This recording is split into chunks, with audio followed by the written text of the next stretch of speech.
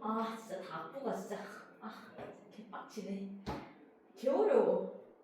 이렇게 열심히 아 쉬는 시간에 그 연습하죠. 아니 눈에라도 익혀놔야 이게 집에 가서 잡으면은 그때 가서 익히면 늦어.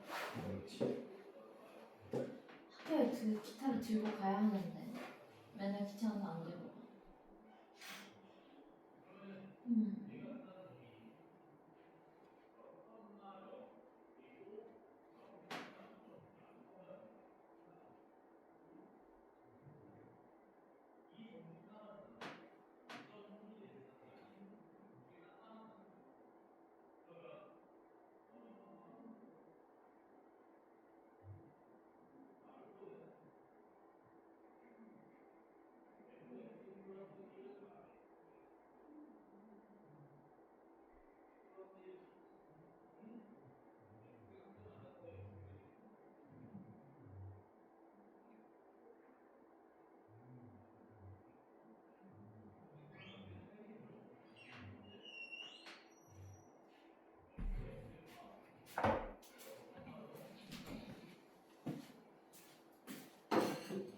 자, 봅시다. 오늘도 할 게 많다. 학교에서 효소 잘 배웠지? 네. 잘 배웠으니까 내가 이렇게 얘기하면 다 알아듣겠죠? 이건 이렇게 되지? 하면 알아듣겠죠? 허허. 어차피 오늘 하는 내용의 가장 주된 내용은 효소의 반응 속도론이야. 미카엘리스 멘텐식하고 리버비크가 두 가지인데 어차피 작년이나 보면 기출 문제들이 대부분 다 거기서 나왔어. 다른 부분은 거의 기출을 안 했더라고 보니까. 어차피 그 부분이 제일 중요할 텐데 만약에 이 앞부분도 뭐 시험에 안 나오라는 보장은 없으니까 앞부분도 우리가 개념은 기본적으로 정리를 잘 해야 되죠. 그래야 또 소설력이 나올 때 정리나 정의를 잘 알아야 쓸 수 있으니까. 맨 처음에 뭐 너희 학교 프린트에도 처음에 나와 있는 게 이제 깁스의 자유에너지가 처음에 나와 있는데 요 깁스의 자유에너지가 학교에서 보니까 되게 간단하게 배웠더라고 이게 우리가 이제 원래는 효소를 배우는 이유는 물질대사 파트 있잖아. 과합성이나 세법이라고 하는 물질대사 파트를 배우려면 물질대사에는 효소가 반드시 관여하잖아, 그죠? 그래서 우리가 효소를 배울 때 요 에너지에 대한 얘기를 해. 그래서 뭐 발열 반응, 흡열 반응 이런 내용들을 좀 맨 앞에 배운 다음에 그 다음에 효소의 원리를 들어가서 효소를 배워야만 물질대사 즉 생화학 파트를 배울 수 있기 때문에 앞에는 이런 에너지에 관련된 얘기가 나오거든.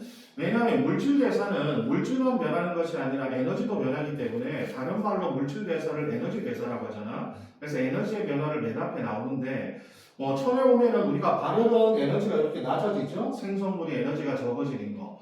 그 다음에 흡열 반응은 에너지가 높아지는 거. 즉 생성물, 반응물보다 생성물이 가진 에너지가 높아지기 때문에 이렇게 에너지가 흡수돼야 되는 반응들 이렇게 물질대사는 크게 이렇게 두 가지로 나누잖아. 그래서 일반적으로 발열 반응은 이화작용할 때 나타나는 에너지의 변화고 흡열 반응은 주로 동화작용할 때 나타나는 에너지의 변화다라고 우리가 배우죠. 그죠? 이때.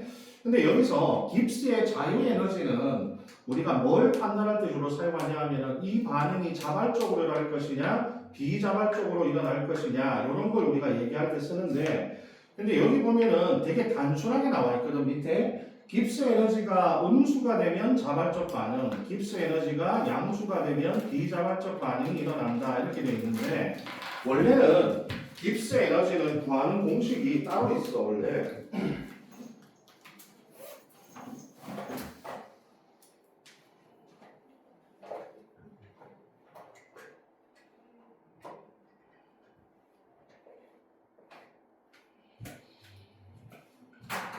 원래는 깁스 에너지가 델타 G라고 표현했을 때 여기에 델타 H 마이너스 T 델타 S로 표현하거든. 이게 배운 적 있어? 네. 배운 적 있죠, 그죠? 그래서 원래는 여기 뭐냐면 엔탈피의 변화거든. 그 다음에 이 델타 S가 엔트로피의 변화거든.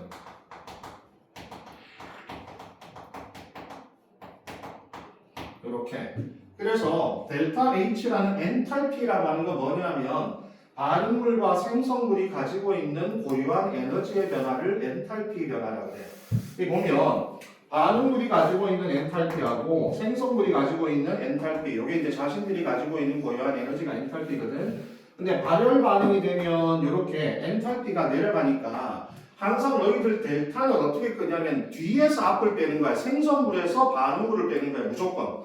알겠어? 그럼 여기서 생성물에서 반응물을 빼면 마이너스가 나오잖아. 그치? 그래서 발열 반응은 델타 H가 마이너스가 나오고 흡열 반응은 생성물이 에너지가 높으니까 여기서 이거를 빼면 플러스가 나오잖아. 그치? 그래서 발열 반응은 델타 H가 음수고 그 다음에 흡열 반응은 델타 H가 양수가 되는 거거든. 이때. 근데 무조건 이 엔탈피의 변화만 가지고는 우리가 비자발적이다, 비자발적이다 이렇게 얘기를 못한다고 이때. 깁스의 자유 에너지가 음수가 돼야지 엔탈피가 마이너스고 엔탈피가 플러스라고 해서 자발적이냐 비자발적이냐는 걸 검증을 못해요 우리가 실제로. 예를 들어서 이런 거 한번 생각해봐. 너희들 만약에 물이 얼음으로 녹는 과정을 생각해봐. 자, 얼음이 물로 녹는 과정. 야, 얼음이 물로 녹는 건 흡열이야 발열이야? 야, 고체가 액체가 되면은 흡열이야 발열이야? 흡열이잖아 당연히. 그럼 얘가 양수일 거 아니야 이게. 그죠? 양수가 될 거 아니야 그죠? 그럼 우리가 생각하면 델타 H가 양수면 비자발적 반응에 가까우니까 잘 안 일어날 것 같잖아 그지? 근데 생각해봐. 여기서 요가 어차피 우리 체온을 일자하기 때문에 T 자체를 우리가 만약에 그 생물에서 하지만 우리가 이걸 예를 들어 상온에서 가만히 냅두면 얼음에서 물이 되는 반응은 자발적으로 일어난단 말이야 그지? 원인인제가 그럴 때 여기 T가 상온이 되면 높아지거든. 그럼 여기 있는 델타 H도 봐봐. 얼음에서 물이 되면은 무질소도가 어떻게 돼? 엔트로피가 무질소도잖아. 그럼 무질소도 증가니까 이것도 양수거든. 원인인제가. 근데 온도가 올라갔잖아. 그럼 T가 올라갔단 말이야 상온으로. 그렇게 되면 이 뒤에 값이 앞에 값보다 훨씬 더 큰 양수가 돼요 이때. 그러면 이 값에서 이 값을 빼면은 얘가 결국 뭐가 돼? 그치 음수가 되잖아. 그러니까 깁스의 자유 에너지가 무조건 발열 반응이라고 해서 자발적이다 이렇게 되는 게 아니라 지금처럼 이거는 흡열 반응이지만 이 공식을 통해서 나오면 깁스의 자유 에너지는 음수가 되잖아 그치? 이렇게 되면 이 반응은 상온에서 자발적으로 일어날 수 있다는 얘기지. 그래서 결국에는 엔탈피의 변화와 엔트로피의 변화를 모두 다 고려해서 깁스 에너지를 구해야만 깁스 에너지를 통해서 자발적 반응이 일어날 것이냐 비자발적 반응이 일어날 것이냐가 결정이 된다는 얘기가 있대. 알겠니? 여기서. 그래서 그게 맨 앞에 나와 있는 너희들 깁스 에너지에 대한 얘기라고 보시면 되겠대. 그래서 이걸 조심해야 돼. 너희들 프린트에도 요 식은 안 나와 있더라고 보니까. 그래서 무조건 발열 반응이라고 자발적이다 하면 안 돼. 흡열 반응이라고 무조건 비자발적이다 이렇게 얘기하면 안 되고 깁스 에너지가 음수가 돼야 돼. 알겠어요? 엔탈피가 음수가 되는 게 아니라 깁스 에너지가 음수가 돼야만 자발적인 반응, 양수가 되면 비자발적인 반응이 된다는 얘기지 이때.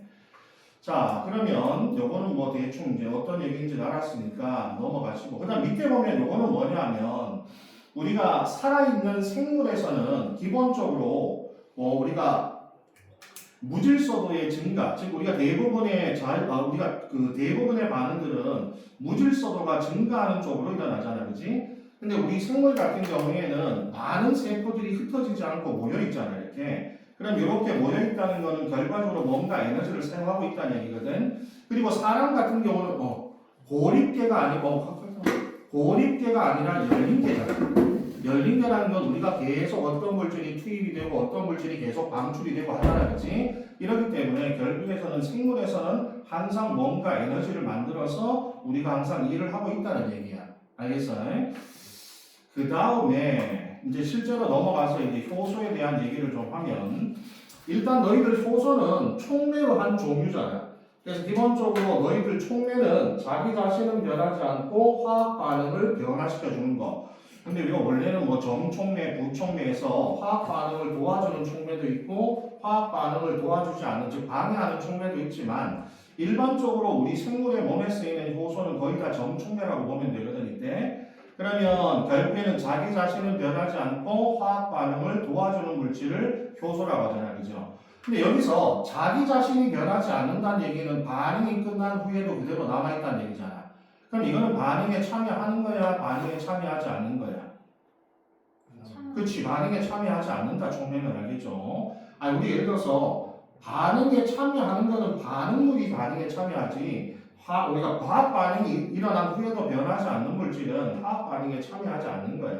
그래서 우리가 효소는 반응에 참여하지 않아. 그러면 반응에 참여하지 않는다는 얘기는 효소는 끝난 후에도 그대로 남아있으니까 재사용이 가능하다는 얘기지.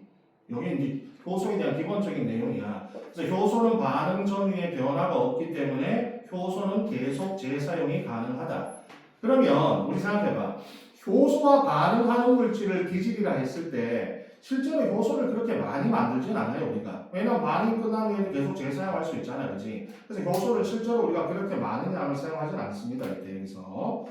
그 다음에 밑에 보시면 반응열, 생성물의 양 이런 것들은 효소가 바꿀 수가 없어요. 알겠어? 효소는 기본적으로 반응의 속도에만 영향을 주는 건데 너희들 실제로 반응이 일어나기 위해서는 크게 두 가지 조건이 필요하거든. 좀 반응이 일어나려면 어떤 조건이 필요하냐면 첫 번째가 유효 충돌. 일단 반응물들끼리 적절한 각도로의 충돌이 있어야만 반응이 잘 일어날 수 있거든 일단. 그래서 반응물들끼리 적당한 각도로의 충돌이 일단 있어야 돼. 유효 충돌이 있어야 되고 두 번째가 충분한 에너지야. 그러니까 우리가 유효 충돌할 때도 약하게 충돌하면 안 된다는 얘기지. 세게 충돌해야 된다는 얘기지. 그래야만 우리가 생성물이 나올 수 있다는 얘기거든 이때. 그러면 우리가 반응은 요 두 가지에 의해서 결정이 되거든 이때. 그럼 이때 효소라고 하는 건 이 중에서 바로 여기 에너지. 요 에너지에 영향을 줘서 반응 속도를 조절하는 물질이 바로 효소가 됩니다 이때. 그래서 여기 보시면 이건 일단 전체적으로 발열 반응이죠, 그죠? 발열 반응에서 반응물로부터 생성물이 되기까지의 과정인데 반응물이 가지고 있는 엔탈피죠. 반응물이 가지고 있는 에너지. 그 다음에 생성물이 가지고 있는 에너지. 뭐 생성물 영어 좀 있다고 치자. 에너지가. 근데 지금 보면 이 반응물이 생성물이 되기 위해서는 이 정도의 평균 에너지로서 충돌해서는 반응물이 되어 생성물이 될 수 없다고 치자. 그래서 얘네들이 어느 정도 에너지를 가지고 충돌해야 되냐 보니까 이 정도의 에너지. 반응물이 최소한 이 정도의 에너지를 가지고 충돌해야만 생성물이 나올 수 있다라고 했을 때 바로 여기서 반응을 일으킬 때 필요한 요 바로 이 최소한의 에너지를 가진 요 상태를 전이 상태로 밑에 있다 알겠죠? 그래프 있어요. 요걸 전이 상태라고 해요. 전이 상태. 그러면 이 반응물이 이만큼의 에너지는 최소한 있어야만 생성물이 될 수 있다는 얘기잖아요. 그죠? 그럼 전이 상태가 되기 위해서 필요한 최소한의 요 에너지를 뭐라고 부르냐면 활성화 에너지라고 그러거든. 이걸 영어로 액티베이션 에너지라고 해서 EA라고 쓰는 거야. EA라고. 그러면 촉매가 없을 때에는 이만큼의 에너지가 있어야만 생성물이 될 수 있거든. 우리가 예를 들어서 만약에 어떤 물질을 연소시킨다고 생각해봐. 야, 너희들 봐봐. 어떤 물질이 연소되려면 산소가 필요하고 탈 수 있는 물질이 필요하잖아, 그치? 근데 탈 수 있는 물질하고 산소만 있으면 반응하는 게 아니잖아. 거기다 뭘 해줘야 돼? 발화적 이상의 온도. 그게 바로 에너지 아니야, 그치? 발화적 이상의 온도를 가해줘야만 물질이 탈 수 있지. 연소가 일어날 거 아니야. 그때 가해주는 에너지가 바로 활성화 에너지가 되는 거거든, 이때. 근데 촉매를 사용하게 되면 활성화 에너지를 낮춰주는 거야. 그래서 이렇게 활성화 에너지를 낮춰주는 걸 터널 효과라고 해요. 왜 우리가 산을 이렇게 넘어가기 힘들잖아. 가운데 터널을 뚫어서 가버리는 거지, 이때. 이렇게 터널을 뚫어서 간다고 생각하면 돼. 그래서 효소의 효과를 다른 말로 터널 효과라고 하거든. 그래서 우리가 이 활성화 에너지를 낮춰줌으로써 반응 속도를 빠르게 해준다. 이걸 우리가 효소의 원리라고 보는 거야. 그러면 여기서 봐. 여기서 먼저 처음에는 이만큼의 에너지가 들어갔다가 그 다음에 이만큼의 에너지가 빠져나오잖아. 그럼 실제로 이 반응에서 출입하는 알짜 열량, 알겠어? 엔탈피의 변화죠. 실제로 엔탈피의 변화. 그 알짜 열량은 들어간 에너지와 나온 에너지의 차이거든. 근데 들어간 에너지와 나온 에너지의 차이가 결국 뭐의 차이야? 반응물이 가진 에너지와 생성물이 가진 에너지의 차이하고 똑같잖아, 결국. 그래서 우리가 이걸 뭐라 부르냐면 반응열, 이게 델타 H야. 이게 엔탈피의 변화거든, 델타 H. 그럼 너 생각해봐. 효소가 변화시키는 값은 실제로 뭐만 변화시키냐면 활성화 에너지를 낮춰주는 거야. 활성화 에너지. 알겠어요? 활성화 에너지를 낮춰주기 때문에 결국에는 반응 속도를 빠르게 해준다는 뜻이거든 이때. 그럼 효소에 의해서 변하지 않는 값은 뭐냐면 이것도 다 시험에 잘 나올 수 있어. 반응물이 가진 에너지, 그 다음에 생성물이 가진 에너지, 그 다음에 반응열.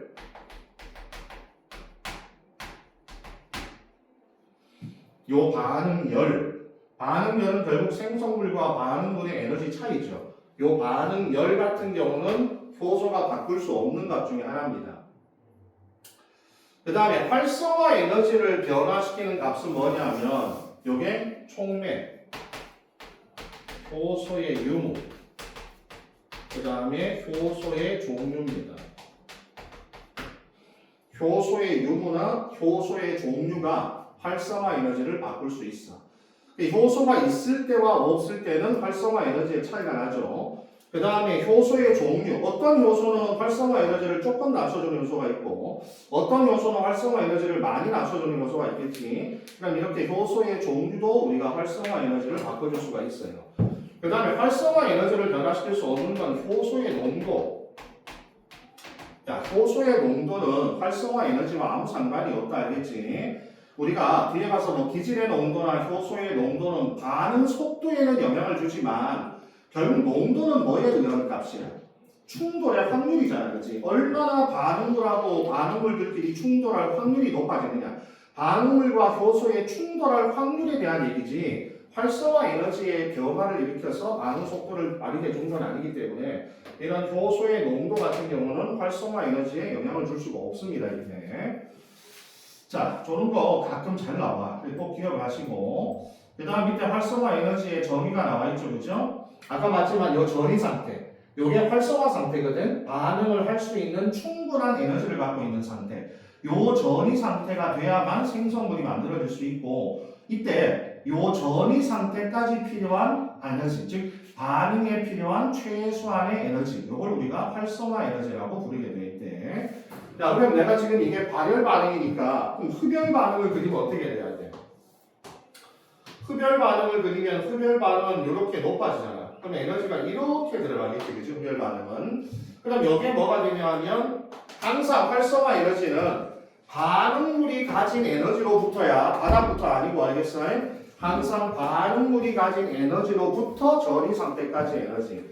그래서 반응물이 가진 에너지로부터 전이 상태까지 요 에너지가 촉매가 없을 때의 활성화 에너지고, 촉매를 사용하게 되면 활성화 에너지가 낮아지니까 요게 촉매를 사용했을 때의 활성화 에너지가 되는 거지 이때. 그 다음 요거는 반응물이 가진 에너지, 생성물이 가진 에너지고, 그 다음 요 차이만큼의 요만큼이 이제 반응열이 되는 거다 이때. 그래서 흡열 반응에서는 활성화 에너지가 이렇게 변하게 됩니다 이때. 그 다음에 넘겨보시면, 자, 요 그래프가 혹시나 나올 수도 있으니까 요 그래프도 우리가 잠깐만 살펴보면 이번에는 요걸 한번 우리가 생각을 해보자.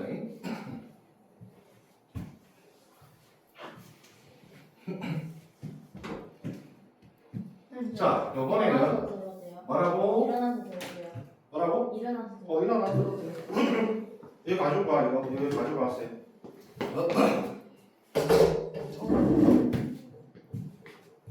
네, 이거 생각을 못할 것 같은데요. 뭐라고? 얘를 잠깐만 기다려. 들면 돼. 그렇지.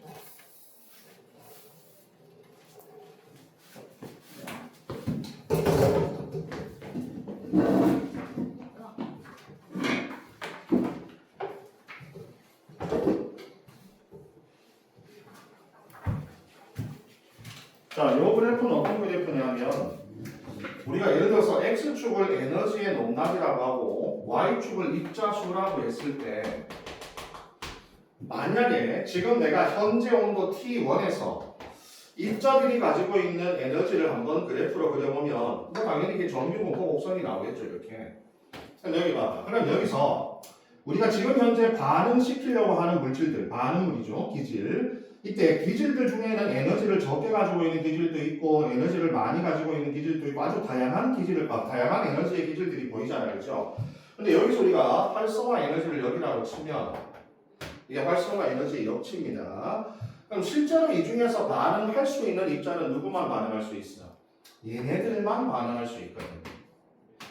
활성화 에너지 이상의 에너지를 가진 입자들 반응할 수 있는 입자 수가 바로 그래프의 면적이 되겠지. 근데 여기서 내가 온도를 T2로 올릴 거야. 그러면 온도를 만약에 T2로 올리게 되면 입자들의 평균 에너지가 전부 증가할 거 아니야. 그럼 이 그래프가 전체적으로 오른쪽으로 이동을 좀 하겠지, 그지? 그러면 T2가 되면 결국에는 여기서 이 그래프가 이런 식으로 이동을 할 거예요.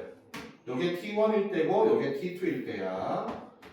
그러면 온도를 높이게 되면 결과적으로 반응할 수 있는 입자들의 수가 더 늘어나잖아. 그죠?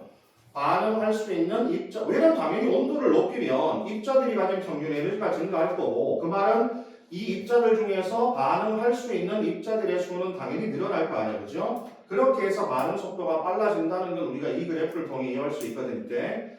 그럼 이거를 우리가 효소에다가 적용을 해보면, 자, 똑같이 X축이 에너지에 높아지고, Y축을 입자 수라고 했을 때, 온도 T에서 입자들이 가지고 있는 에너지의 분포가 이렇게 된다고 치자. 그럼 여기가 이제 활성화 에너지의 역치라고 했을 때, 자, 이번에 촉매를 사용하게 되면 어떻게 돼? 활성화 에너지가 어디로 이동해? 이렇게 이동하는 거지, 그죠? 그럼 여기가 EA' 될 거 아니야? 그러면 이렇게 되니까 아까 전에는 반응할 수 있는 입자 수가 요만큼이었다가 이제 이렇게 되면 반응할 수 있는 입자의 수가 훨씬 더 늘어나게 되겠죠, 그죠? 이 결국에는 뭐냐면 효소는 정리를 해보면 이렇게 돼. 효소를 사용하게 되면 결국 활성화 에너지가 낮아지게 되는데 이 활성화 에너지가 낮아진다는 것은 결국 뭐를 의미하냐면 반응할 수 있는 입자 수의 증가.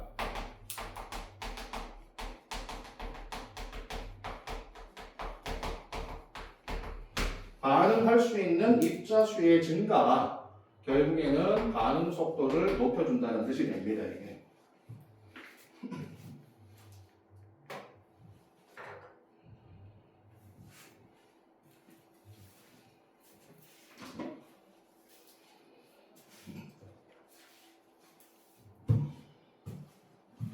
그럼 봐봐. 우리가 온도를 높였을 때랑 효소를 사용했을 때랑 원리는 되게 비슷하거든. 원리는 온도를 올리면 평균 입자들의 에너지가 증가하니까 활성화 에너지 이상의 입자수가 많아지는 거고, 반대로 효소를 사용하면 입자들의 에너지는 그대로인데 커트라인을 낮춘 거잖아. 그치? 활성화 에너지를 낮춰버렸기 때문에 결국 커트라인을 통과하는 입자들이 많아진 거란 말이야. 그치? 그럼 이렇게 해서 반응 속도를 높여주니까 온도를 높였을 때랑 효소를 사용했을 때랑 기본 원리는 똑같아. 결국에는 반응할 수 있는 입자 수가 증가가 되는 거거든. 근데 여기는 전체 에너지가 는 거고 여기는 에너지 커트라인을 낮춘 거잖아. 근데 생각해봐. 우리 몸에서 만약에 어떤 반응을 빠르게 하려고 할 때 그럼 온도를 높이는 게 나을 것이냐 아니면 효소를 사용하는 게 나을 것이냐를 비교하면 어떤 것이 더 좋겠어? 효소를 사용하는 게 좋지. 왜? 만약에 온도를 높이게 되면 한 반응만 빨라지는 게 아니라 모든 반응이 다 빨라지잖아. 그럼 내가 어떤 특정한 반응만 빠르게 한다면 그 특정한 반응에 해당하는 효소만 넣어주면 되겠지, 그죠? 뭔 얘기인지 가니? 그래서 우리가 온도를 높이는 것보다는 결과적으로 효소를 사용하는 것이 훨씬 더 효율적이라는 걸 알아낼 수가 있다고. 알겠니? 온도를 높이면 모든 반응의 속도, 쓸데없는 반응의 속도까지 빨라지지만 효소를 사용하면 결과적으로 중요한 건 뭐냐 하면 효소를 사용하게 되면 특정 반응의 속도만 조절할 수 있다는 얘기입니다. 알겠죠? 온도는 모든 반응의 속도를 다 바꾸지만 효소는 특정 반응의 속도만 조절할 수 있기 때문에 내가 원하는 반응의 속도만 조절할 때에는 효소를 사용하는 것이 훨씬 더 좋다는 얘기죠. 그래서 우리 몸에는 많은 반응에 따른 각각의 효소가 다 다르게 배치가 되어 있습니다. 이때.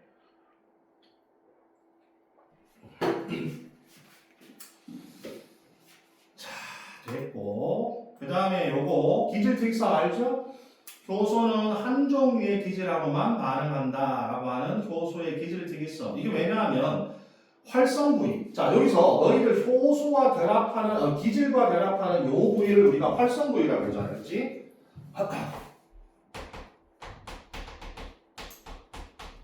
요때 요 활성 부위와 기질과의 상호작용. 활성 부위와 기질과의 상호작용이 특이적으로 일어나기 때문에 항상 요 활성 부위에 맞는 기질만 결합할 수 있잖아, 그죠? 그래서 딱 한 종류의 기질하고만 반응한다 이렇게 얘기를 하거든. 근데 요거를 자 밑에 보면 유도 적합 모델이라고 하는 게 있어. 이게 뭐냐면 옛날에는 효소와 기질과의 반응을 옛날에는 뭘로 설명했냐면 열쇠 자물쇠 반응, key and lock reaction이라고 하거든.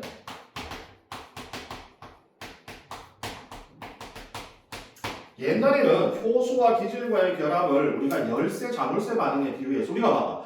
자물쇠를 열 수 있는 열쇠는 딱 한 종류잖아. 거기에 딱 맞는 열쇠만 자물쇠를 열 수 있잖아, 그렇지? 맞아? 근데 지금은 이렇게 설명 안 하고 유도 적합소를 설명하거든. 왜냐하면 너희 봐봐. 우리가 효소를 사용했을 때 활성화 에너지를 낮춘다라고 하는 건 어떤 거냐면 효소와 기질이 반응해서 효소 기질 복합체를 만들잖아. 이때 효소 기질 복합체를 만들 때 구조의 변화가 일어나면서 얘가 좀 더 반응하기 쉬운 상태로 바뀌게 되거든. 내가 이제 만약에 이걸 부러뜨리려고 해. 내가 이거를 이렇게 부러뜨리는 반응을 하려고 하는데 효소와 기질이 결합을 하면 이게 어느 정도 휘어넣는다는 얘기지. 그러면 내가 부러뜨리기 위해서 필요한 에너지가 줄어들 거 아니야. 그러면 결국 뭐냐면 효소 기질 복합체를 형성함으로써 뭘 낮춰준다는 얘기야. 활성화 에너지를 낮춰준다라고 하는 개념이 성립이 되거든. 근데 열쇠 자물쇠 반응은 너 봐봐. 너 열쇠하고 자물쇠가 결합할 때 모양이 바뀌어 안 바뀌어? 모양이 안 바뀌잖아. 그럼 열쇠와 자물쇠는 원래 자신이 갖고 있는 그대로의 모양으로 결합하는 거니까 그러면 효소와 기질이 결합해서 효소 기질 복합체를 만들었을 때 모양이 안 변하잖아. 그러면 모양이 안 변한다는 건 뭐를 설명하기가 부적합해? 아니 효소 기질 복합체를 만들었을 때 활성화 에너지를 낮춰준다라고 했었잖아. 근데 효소와 기질이 결합했는데 구조가 안 변한다는 건 결국 뭔 뜻이야? 에너지의 변화가 없다는 얘기잖아. 그럼 결국에는 여기서는 뭐에 설명이 안 되냐 하면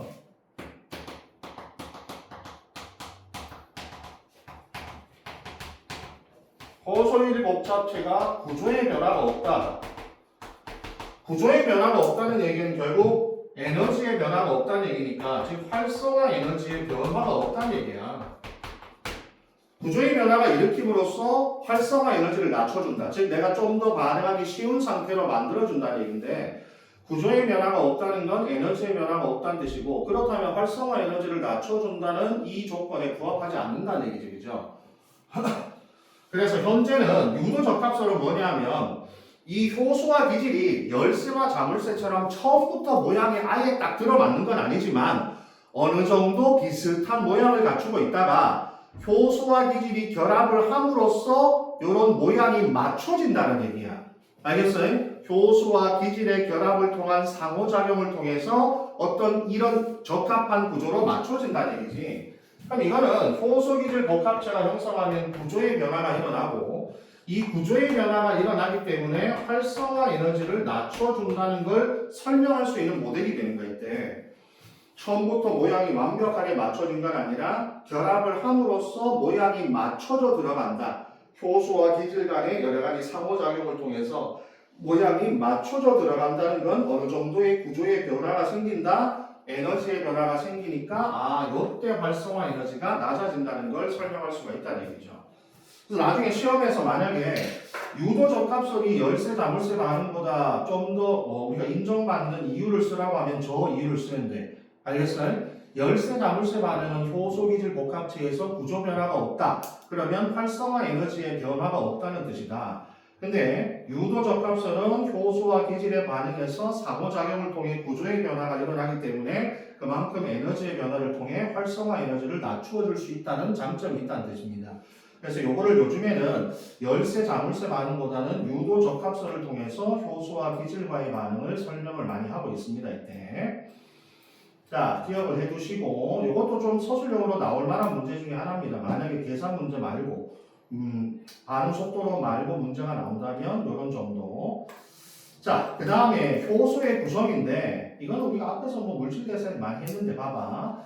효소는 일반적으로 보면 리보자임을 제외한, 왜냐면 리보자임은 어차피 RNA가 저거잖아. 리보자임을 제외한 모든 요소는 주성분이 단백질이거든. 근데 이때 주성분이 단백질이라는 뜻은 단백질로만 되어 있다는 건 아니잖아. 주성분이라는 뜻을 썼으니까, 그죠? 그래서 단백질로 된 부분과 비단백질로 된 부분 두 가지로 나뉘어져 있다는 얘기야. 그래서 이때 단백질로 된 부분을 주효소, 알겠죠? 그래서 봐봐. 주효소는 대부분 효소의 활성을 나타내는 부분, 효소의 여러 가지 특징을 나타내는 부분은 주로 주효소의 존재를 하게 돼요.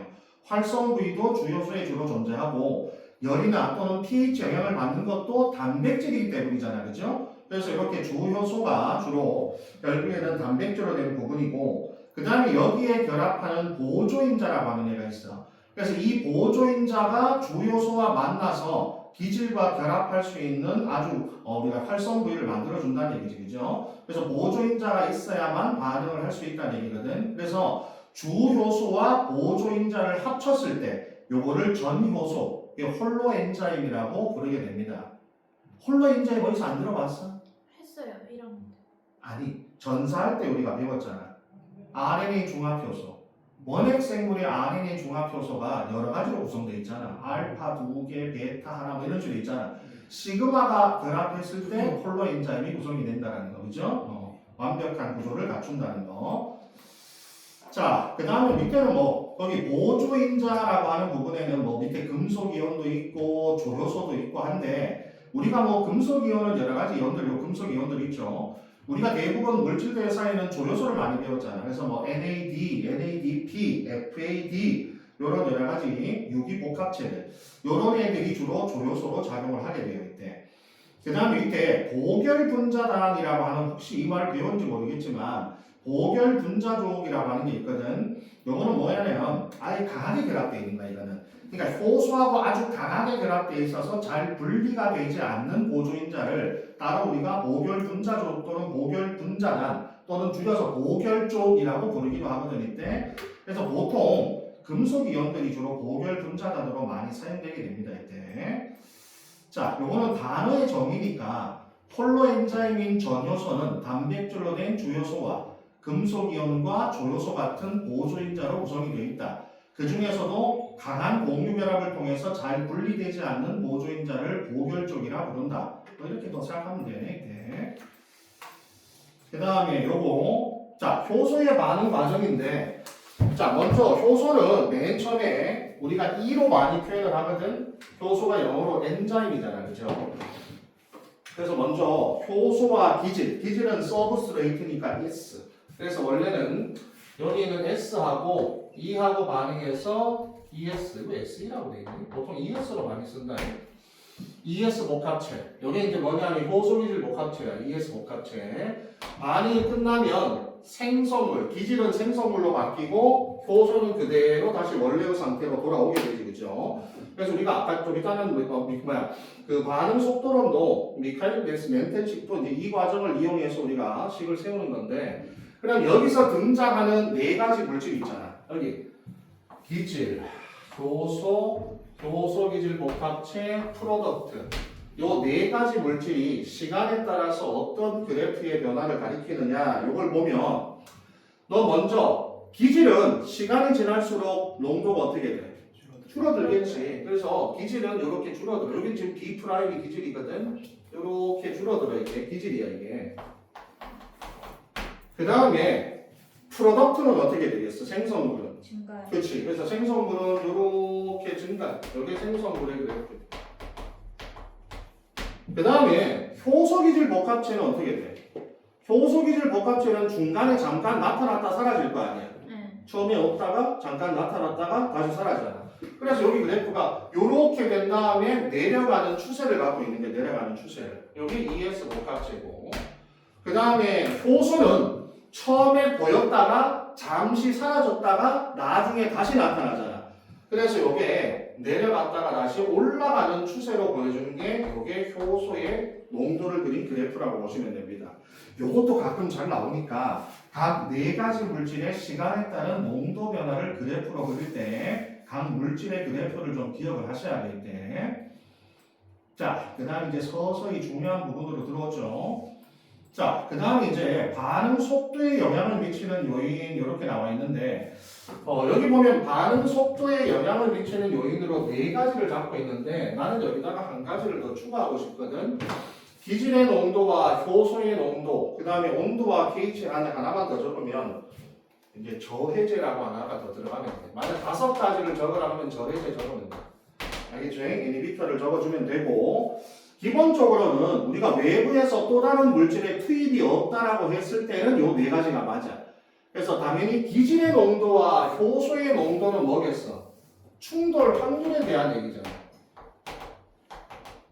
얼마나 반응물하고 효소가 충돌할 확률. 충돌의 확률은 반응의 속도에 영향을 주겠지, 그죠? 충돌 확률에 대한 얘기고, 온도와 pH는 뭐겠어? 이게 단백질의 활성이죠.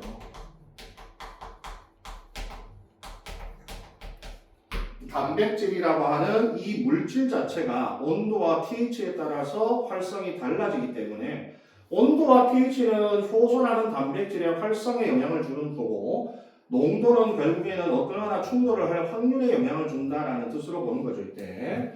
그래서 먼저 밑에 보시면 온도는 다 알고 있죠, 그죠? 최저 온도가 보통 인간을 기준으로 해서 체온 범위의 가장 큰 활성을 나타낸다. 그리고 체온 범위를 벗어나면 어떻게 돼? 뭐라고? 변성. 변성이 되면 잘 회복이 돼, 안 돼? 안 돼. 안 된다. 그래서 온도를 아주 높였다가 다시 낮추면 회복이 안 돼. 근데 생각해봐. 온도를 낮췄을 때 왜 반응이 잘 안 일어나? 그건 그냥 온도가 낮다는 얘기는 에너지가 적어서 그런 거야. 별다른 거 없지. 효소의 문제가 아니야. 온도가 낮을 때는 에너지가 낮아서 반응이 안 되는 거지. 뭐 효소가 병실이라 그런 건 아니고. 그럼 다시 온도를 높이면 어떻게 돼? 활성이 이렇게 살아나죠. 그러니까 온도를 높였을 때, 온도를 낮췄을 때는 변성은 아니라는 얘기지. 결국은. 활성이 살아나잖아. 변성은 아니고 그때는 그냥 에너지가 적어서 그렇다는 얘기가 있대. 근데 이건 뭐냐면은 온도에 따라서 당연히 활성이 달라지는데 어떤 생물들이 사는 환경에 따라서 최저 온도가 달라질 수 있겠죠. 어떤 생물이 만약에 뭐 온천에 사는 미생물 이러면 최저 온도가 높을 수도 있으니까 모든 요소가 다 최저 온도가 같다는 뜻은 아니고 그 다음 이거는 최저 pH죠. 최저 pH에서 보통 펩신이 주로 산성에서 활성화되잖아. 나머지 보면 아밀레이스나 카탈레이스가 중성이고 트립신은 주로 소장에서 작용하는 요소거든. 아밀레이스는 주로 입에서 작용하는 거고 펩신은 주로 위에서 작용하는 요소인데 자신의 최저 pH를 벗어나면 변성이 된다는 뜻이야. 그래서 최저 pH를 벗어나면 변성이 되니까 활성이 다시 회복되지 않는다는 얘기야. 너 생각해봐. 사람이 음식을 먹을 때 입에서 제일 먼저 만나는 요소가 뭐야? 근데 아밀레이스가 자 우리가 음식을 삼켰어. 위로 내려갔어. 위에는 아밀레이스가 있어 없어? 없어요. 있다고 해요. 네가 입에서 아밀레이스만 골라내고 음식물만 삼키지 않잖아. 그럼 내가 음식물을 삼키면 당연히 아밀레이스도 음식물과 섞여서 내려가겠지. 그럼 위에도 아밀레이스가 있는 거야. 근데 위에서는 아밀레이스가 활성이 돼 안 돼? 안 되죠. 그래서 봐봐. 이거를 위에서 왜 녹말이 분해되지 않느냐라고 쓰면 뭐라고 써야 돼? 아밀레이스가 없다가 아니라 아밀레이스가 변성되기 때문이죠. 그죠? 아밀레이스 당연히 입에서 넘어오지. 야, 펩신도 위에서 있다고 어디 말했어? 펩신도 위에서 소장으로 이동할 거 아니야. 근데 소장으로 가면 펩신이 활성화돼 안 돼? 안 된단 말이야 이때. 결국에는 우리 몸에서 정해진 소화기관에서는 정해진 영양소만 소화될 수 있다는 얘기야. 그게 효소의 활성 pH 때문에 정해진 영양소만 정해진 기관에서 소화가 된다는 얘기입니다 이때. 이건 아주 간단한 내용이니까 어렵지 않게 이런 건 잘 나오지도 않는다 요즘에는. 자, 그 다음에 이제 중요한 건 이거 바로 기질의 농도와 효소의 농도인데 이 중에서 우리 기질의 농도가 제일 중요하거든. 자, 여기 보자.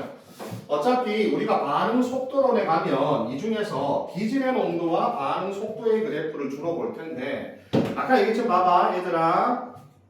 기질의 농도에 따른 반응 속도고 효소의 농도에 따른 반응 속도인데 근데 우리가 원래는 여기서 어떤 가정이 들어가냐면 효소는 일정한 양이 존재하고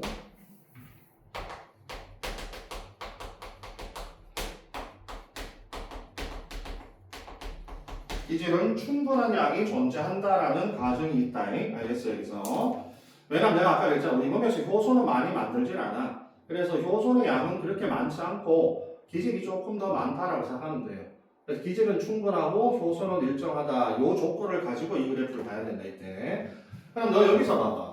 Y축의 반응 속도고 당연히 X축은 여기서 이 기질의 농도에 따른 반응 속도니까 X축의 변수는 기질의 농도인데 여기서 중요한 거 반응 속도는 어떻게 표현하냐 우리가 반응 속도라는 건 도대체 어떻게 표현할 거예요?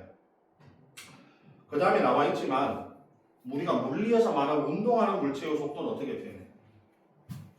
운동하는 물체의 속도 역학에서 시간에 따른 이동 거리잖아.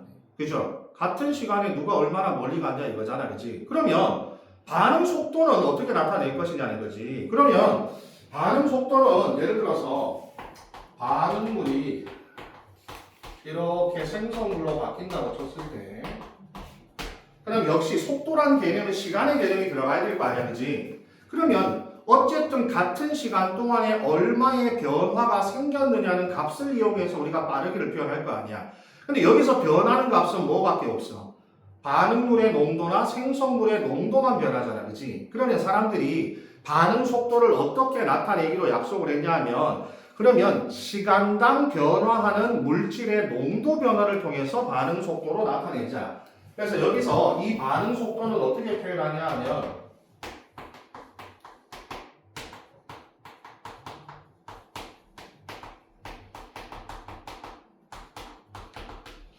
시간분의 물질의 농도 변화량으로 나타내기로 약속을 한 거야 이때. 시간분의 물질의 농도 변화량으로 약속을 하게 됩니다 이때. 그럼 만약 이때 여기를 내가 반응물로 표현하면 어떻게 돼? 그러면 내가 여기서 얘를 반응물의 농도를 y축으로 만들면 그럼 여기가 시간이잖아. 여기서 여기 시간이야 얘들아. 시간. 자 그러면 반응물은 농도가 시간에 따라서 점점 어떻게 돼? 감소하잖아. 그럼 이렇게 감소할 거 아니야. 그럼 이 그래프의 기울기가 뭐가 돼? 속도. 반응 속도지. 이 그래프의 기울기가 반응 속도잖아. 만약에 마찬가지로 이번엔 이렇게 해봐. 여기를 시간으로 두고 이번에는 y축을 생성물로 두는 거야. 그러면 마찬가지로 여기서 생성물은 시간이 지나면 농도가 어떻게 돼? 증가할 거 아니야 이렇게. 그죠? 그럼 여기서 이 그래프의 기울기가 뭐가 돼? 반응 속도지. 반응 속도. 근데 여기서 이제 우리가 뒤에 가서 연결될 내용이지만 너 생각해봐. 기울기가 일정하냐 바뀌냐 계속? 바뀌어요. 계속 바뀌지. 왜냐면 시간이 지나면서 기울기가 어떻게 돼? 둘 다. 시간이 지나면서 둘 다 기울기가 어떻게 돼? 감소하잖아. 그럼 반응 속도가 점점 느려진다는 얘기지. 왜 그래? 당연히 반응물이 줄어들면 충돌 횟수가 줄어들 거 아니야. 아니 반응물이 점점점 없어지잖아. 반응물의 농도가 감소하면 당연히 반응 속도는 줄어들지. 그러다 여기 오면 반응 속도가 0이지. 그 말은 뭐야?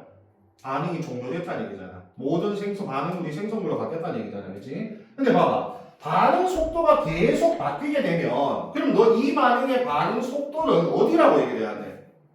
아니 반응 속도가 그래프의 기울기라 계속 바뀌는데 그러면 이 반응의 반응 속도는 반응 속도가 얼마입니다라고 우리가 표현을 해줘야 돼?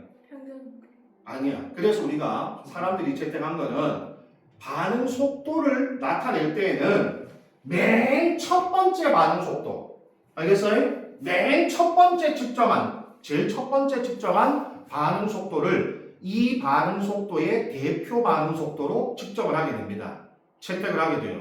그래서 우리는 결국에 어떤 반응이 진행될 때 그 반응의 반응 속도라고 하는 건 그 반응에서 가장 먼저 측정된 반응의 속도. 그걸 뭐라 그래? 초기 반응 속도입니다. 그래서 우리가 뒤에 넘어가면 전부 다 반응 속도가 뭘로 나와 있어? Y축이 전부 다 초기 반응 속도라고 나와 있는 거야. 우리는 모든 반응에서 반응의 속도는 항상 변하기 때문에 그럼 이 중에서 이 반응은 이 중에 어떤 반응을 반응 속도를 이 반응 속도로 대표로 채택을 할 것인가 해서 가장 첫 번째 우리가 측정한 반응 속도를 이 반응의 대표 반응 속도로 채택을 하게 됩니다. 알겠어요? 그걸 우리가 초기 반응 속도라고 채택을 하게 되는 거지. 여기 봐봐. 여기 봐. 예를 들어서 요거는 이거 그래프하고 다르다 알겠지? 여기는 X축이 뭐야? 시간이 아니고 기질의 농도잖아. y축이 반응 속도거든. 그럼 봐봐. 내가 이 그래프를 그릴 때면 효소의 농도는 어떻게 돼야 돼? 일정하잖아. 왜냐면 기질의 농도가 변수니까 효소의 농도는 통제명령이 돼야 되잖아. 그럼 봐봐. 효소를 내가 10개를 넣은 거야. 10개를 넣었어. 10개. 자, 시험관 있어. 모든 시험관에 효소가 10개 들어가 있어. 여기에 내가 뭘 바꿔 넣어서 기질을 1개 넣었을 때, 3개 넣었을 때, 10개 넣었을 때, 20개 넣었을 때, 100개 넣었을 때 이렇게 아니야. 그지? 그러면 요 시험관의 반응 속도 중에 뭘 측정해? 초기 반응 속도를 측정해서 점을 찍어. 요 실험의 반응 속도를 측정해서 초기 반응 속도를 채택해서 찍어. 이렇게 찍은 거란 말이야, 전부 다. 각각의 시험관들에서 일어나는 반응 속도의 초기 반응 속도들만 대표로 채택을 해서 점을 찍어서 나타난 선이 바로 이 그래프가 되는 거야. 알겠어요? 충분히 이 그래프는 실험상으로 증명이 가능하다고 했대. 그럼 여기 봐봐. 그럼 이렇게 되었을 때 초반에는 이렇게 증가를 하다가 나중에 더 이상 반응 속도가 증가하지 않는 이유는 뭐야? 그치, 효소의 포화 상태. 그죠?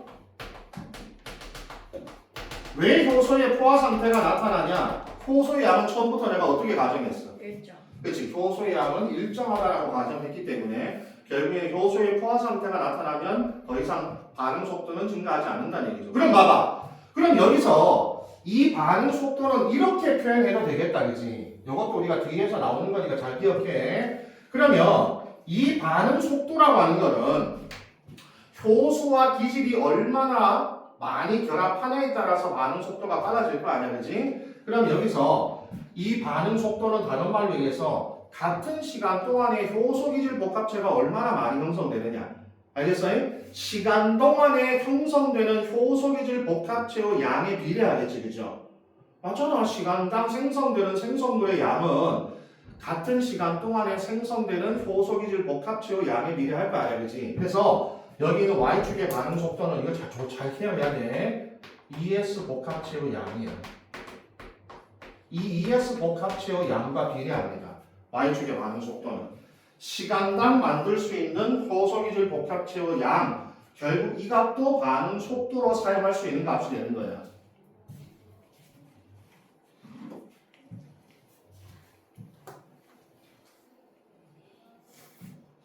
그럼 여기서 최대 반응 속도가 나타나는 이 지역은 효소 기질 복합체의 양이 최대일 때가 되는 거죠.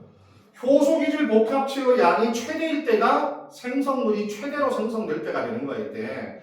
그래서 너희들 y축을 해석할 때 이 그래프에서 y축은 효소 기질 복합체의 양으로 해석하는 게 되게 좋아. 효소 기질 복합체의 양으로 이해하면 이 그래프가 훨씬 더 쉽게 이해될 수 있거든, 여기서. 그래서 여기 반응 속도가 느리다 하면 효소 기질 복합체가 덜 만들어져 있는 거고, 여기는 효소 기질 복합체가 최대로 만들어져 있어서 반응 속도가 최대다, 이렇게 생각하시면 되겠대. 그 다음에 요 그래프로 넘어와서 이제 봐. 그럼 이거 똑같을 거 아니야. 얘 봐. 요렇게 돼 있는데 이번에는 기질의 양이 고정이 될 거 아니야, 그치? 맞아? 이제 내가 효소를 바꿀 거야. X축이 효소잖아. 근데 봐봐, 내가 효소를 1개, 2개, 10개, 뭐 100개, 1000개 이렇게요. 근데 여기서 기질의 양을 고정을 할 때 기질의 양이 아까 충분하다는 얘기지, 그죠? 그럼 내가 여기 기질의 양이 이렇게야.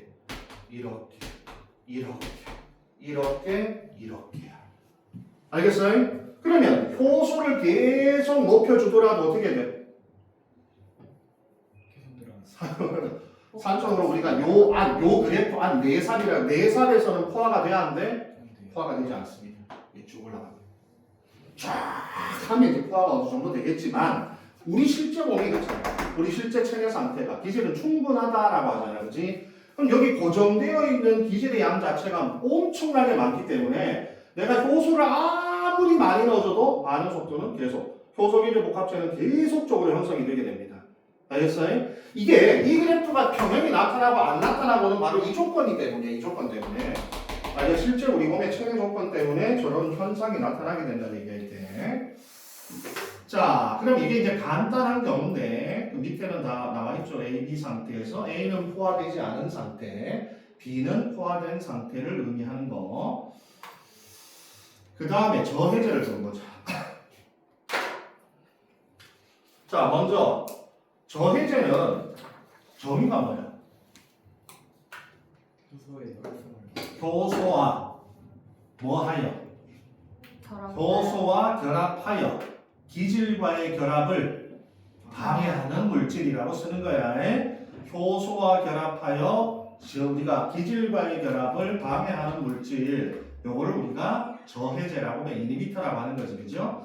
자, 그래서 기본적으로 우리가 저해제가 경쟁적 저해제와 비경쟁적 저해제가 제일 중요하고, 여기 이제 무경쟁적 저해제라고 하는 게 나올 거거든. 그건 좀 이따가 내가 할 텐데, 경쟁적 저해제는 저해제가 어디에 결합을 해? 활성 부위에 결합을 한다. 기질과 결합하는 부위에 같이 결합을 하잖아. 그래서 활성 부위에 결합을 하기 때문에 기질과 경쟁을 하잖아. 그죠? 그래서 우리가 경쟁적 저해제라 불러있대. 근데 경쟁적 저해제의 제일 중요한 특징은 저해제가 실험에서 우리가 마찬가지로 자, 여기 봐. 이거 할 때도 너희들이 이제 실험을 잘 몰라서 여기 봐, 날 봐. 날 보면 반응 속도의 그래프는 자, 내가 저해제가 있을 때와 없을 때 이제 우리 기질의 농도를 할 거야. 반응 속도에서 이렇게 되는 거 봤잖아, 그지? 반응 속도가, 그죠?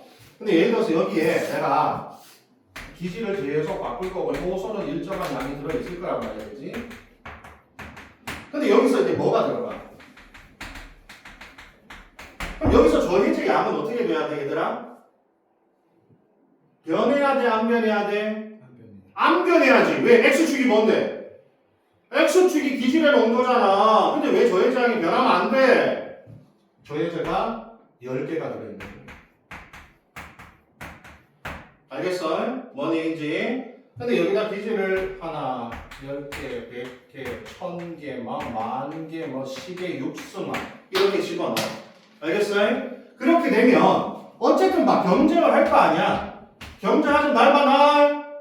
저해제 양이 일정하잖아. 근데 기질의 양이 증가하니까 어쨌든 반응 속도는 어떻게 돼야 돼? 증가해야 돼. 올라간단 말이야.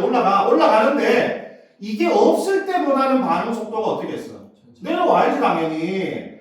같이 올라가는 거 올라가잖아. 똑같이. 왜 기질의 농도가 증가하면 충돌할 확률이 높아질 텐데 올라가잖아. 근데 여기서 기질의 양이 엄청나게 많이 들어가게 되면 대부분의 효소는 누구와 결합할 확률이 높아져? 기질과 결합할 확률이 높아지니까 기질의 양이 아주 충분한 양이 되어버리면 결과적으로 이 반응 속도는 저해제가 없을 때와 같아진다는 얘기지. 야, 이때 항상 너희들 저해제 변하면 안 돼요. 저해제가 고정이 돼 있는 상태라고 이때.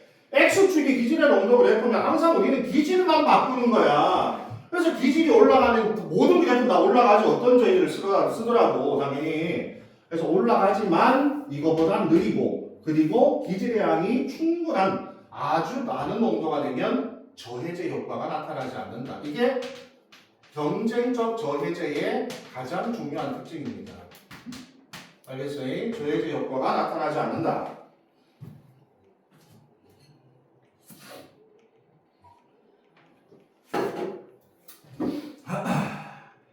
그래프 오늘 알겠죠 이제? 그래프 나중에 KM값하고 VMAX 값은 뒤에 따로 하도록 하고 지금은 요것만 일단. 자, 비경쟁적 저해제 봐봐. 비경쟁적 저해제는 얘들아 효소의 활성 부위 말고 다른 부위를 우리가 이제 뭐라 불러 거기서? 알로스테릭 사이트라고 한다. 효소의 활성 부위 말고 알로스테릭 사이트. 알겠죠? 비활성 부위에 결합하여서 우리가 효소와 기질과의 결합을 방해하는 거거든. 알겠니? 그러니까 이게 비활성 부위에 결합을 하면 활성 부위에 구조 변화가 생겨서 기질과 결합을 못해. 그러면 똑같이 하는 거야. 봐봐. 그러면 이번에는 여기다가 비경쟁적 저해제가 들어갈 거거든.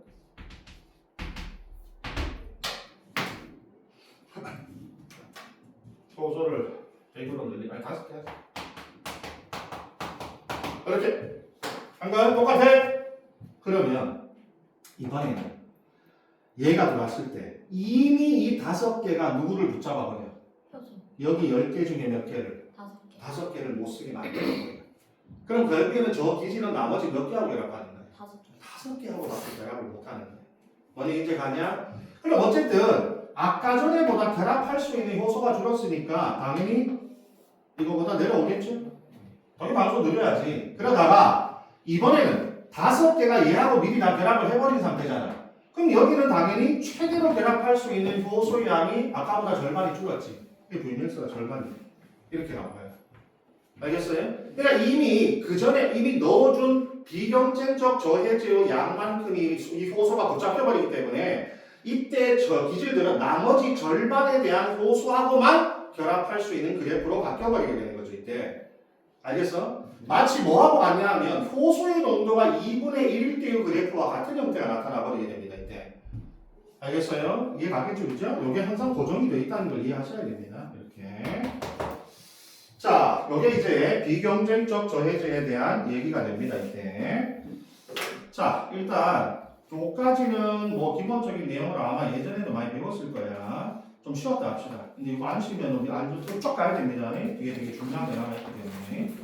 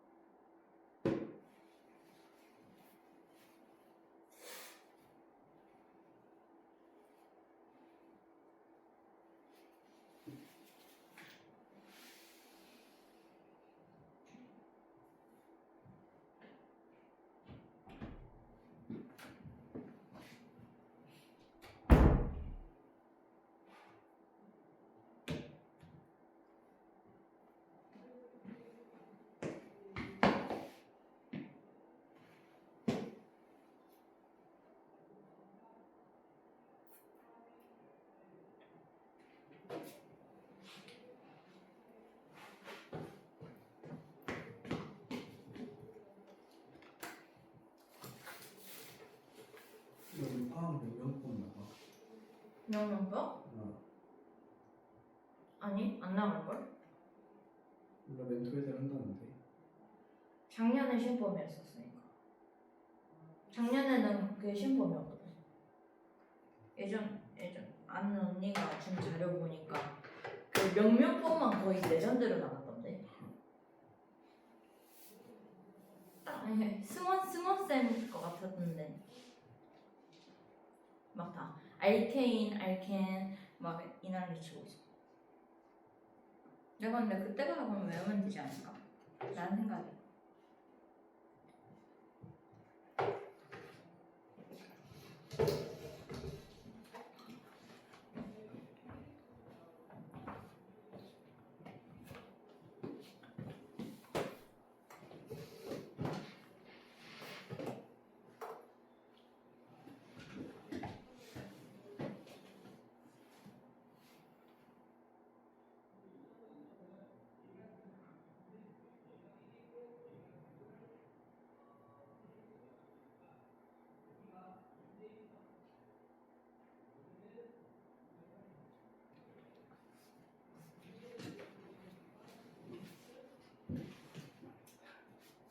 기아가 시즌 2승째를 거뒀어요. 어? 기아가 시즌 2승을 거뒀어.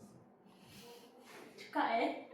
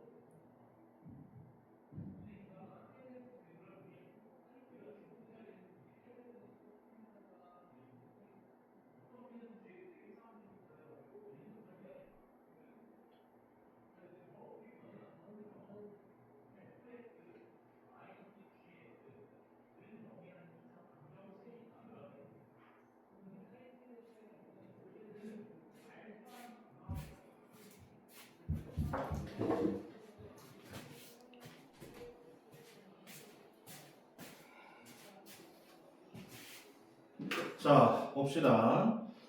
얼른 하자. 자, 그 다음에 나와 있는 게 알로스테릭 효과라고 하는 게 너희들 그 선생님이 나눠준 프린트에 있더라고, 이게.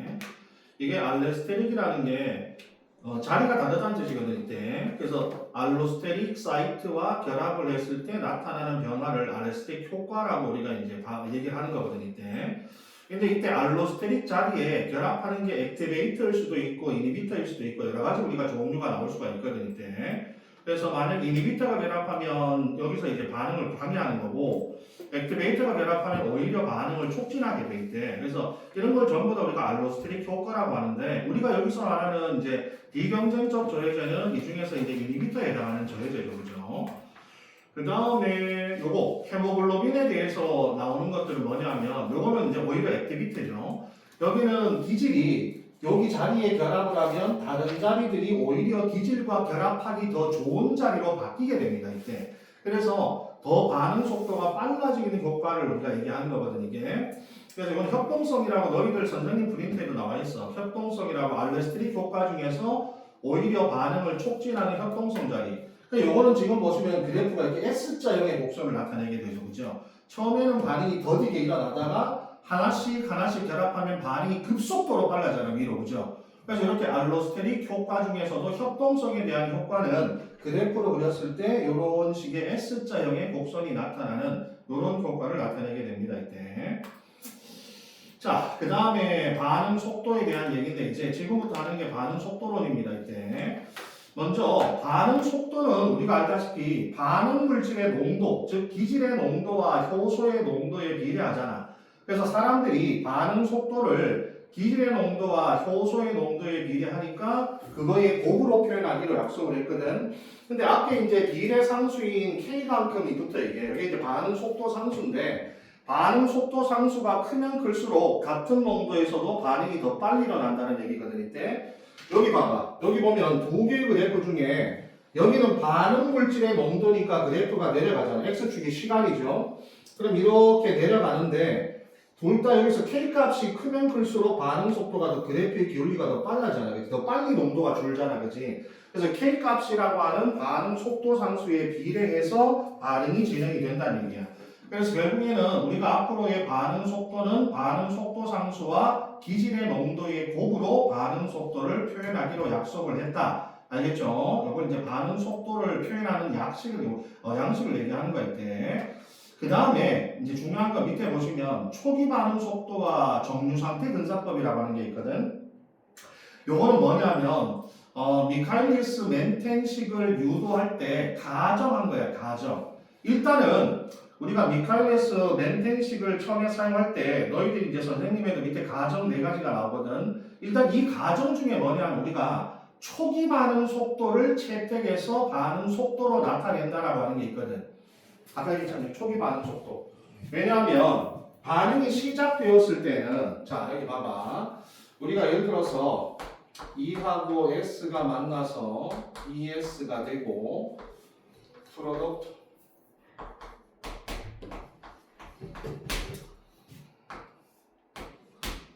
자 실제로 우리가 이 반응에서 봐봐. 반응의 초기에는 생성물이 거의 없잖아, 그치?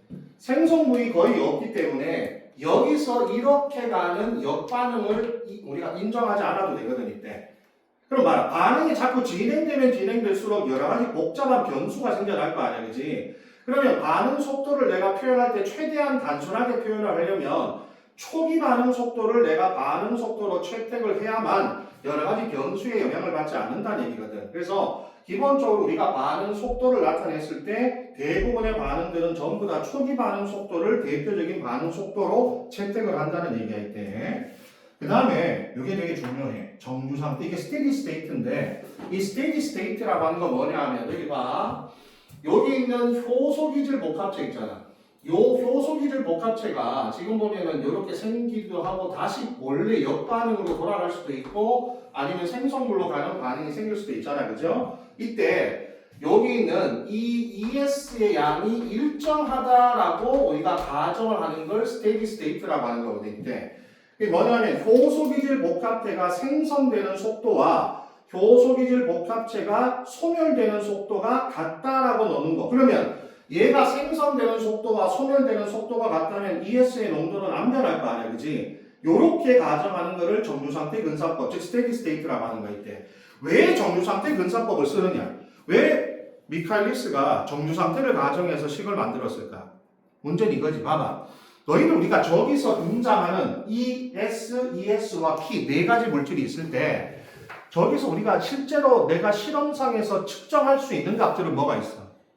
아까 내가 실험을 보여준 E 측정할 수 있잖아. 내가 초기에 넣어준 효소의 농도잖아. 또 S. 아니 내가 각각의 시험마다 S를 1 넣어주냐, 2 넣어주냐, 3 넣어주냐 내가 변수를 내가 잡아서 넣을 수 있잖아. 또 생성물의 농도 측정할 수 있잖아. 제일 뭐냐면 우리는 이 문제에서는 ES의 농도를 측정할 수 없다는 이 맹점에 빠지게 돼요. 왜냐면 ES는 반응에서 잠깐 등장했다 사라져버리거든. 그럼 ES의 농도를 측정할 수가 없고 네가 ES의 농도를 어떻게 측정해? 아니 ES의 농도는 현재 과학의 기술로는 측정하기 불가해요. 그러면 내가 ES의 농도를 측정하기 불가능하다라고 했을 때 만약에 스테디 스테이트라고 ES의 농도가 변하지 않는 값이라고 고정을 시켜버리면 ES를 다른 값으로 표현할 수가 있잖아. 뭔 얘기인지 가냐? ES가 변하지 않는 값이라고 고정을 시켜버리면 ES라고 하는 농도를 다른 값으로 바꿔낼 수가 있잖아. 그치? 그래서 우리가 ES의 농도를 측정하기 힘들기 때문에 이거를 다른 값으로 대체하기 위해서 스테디 스테이트라고 하는 이 상태를 가정하게 되는 거야. 뭔 얘기인지 가냐? 이 제일 중요한 건 맨 아래쪽에 있거든. 여기 뭐냐면은 화학 반응 중에 생겼다가 소비되잖아, 이게. 그래서 이게 매우 짧은 시간에 생성되는 거거든. 그래서 직접 검출하기가 힘들어.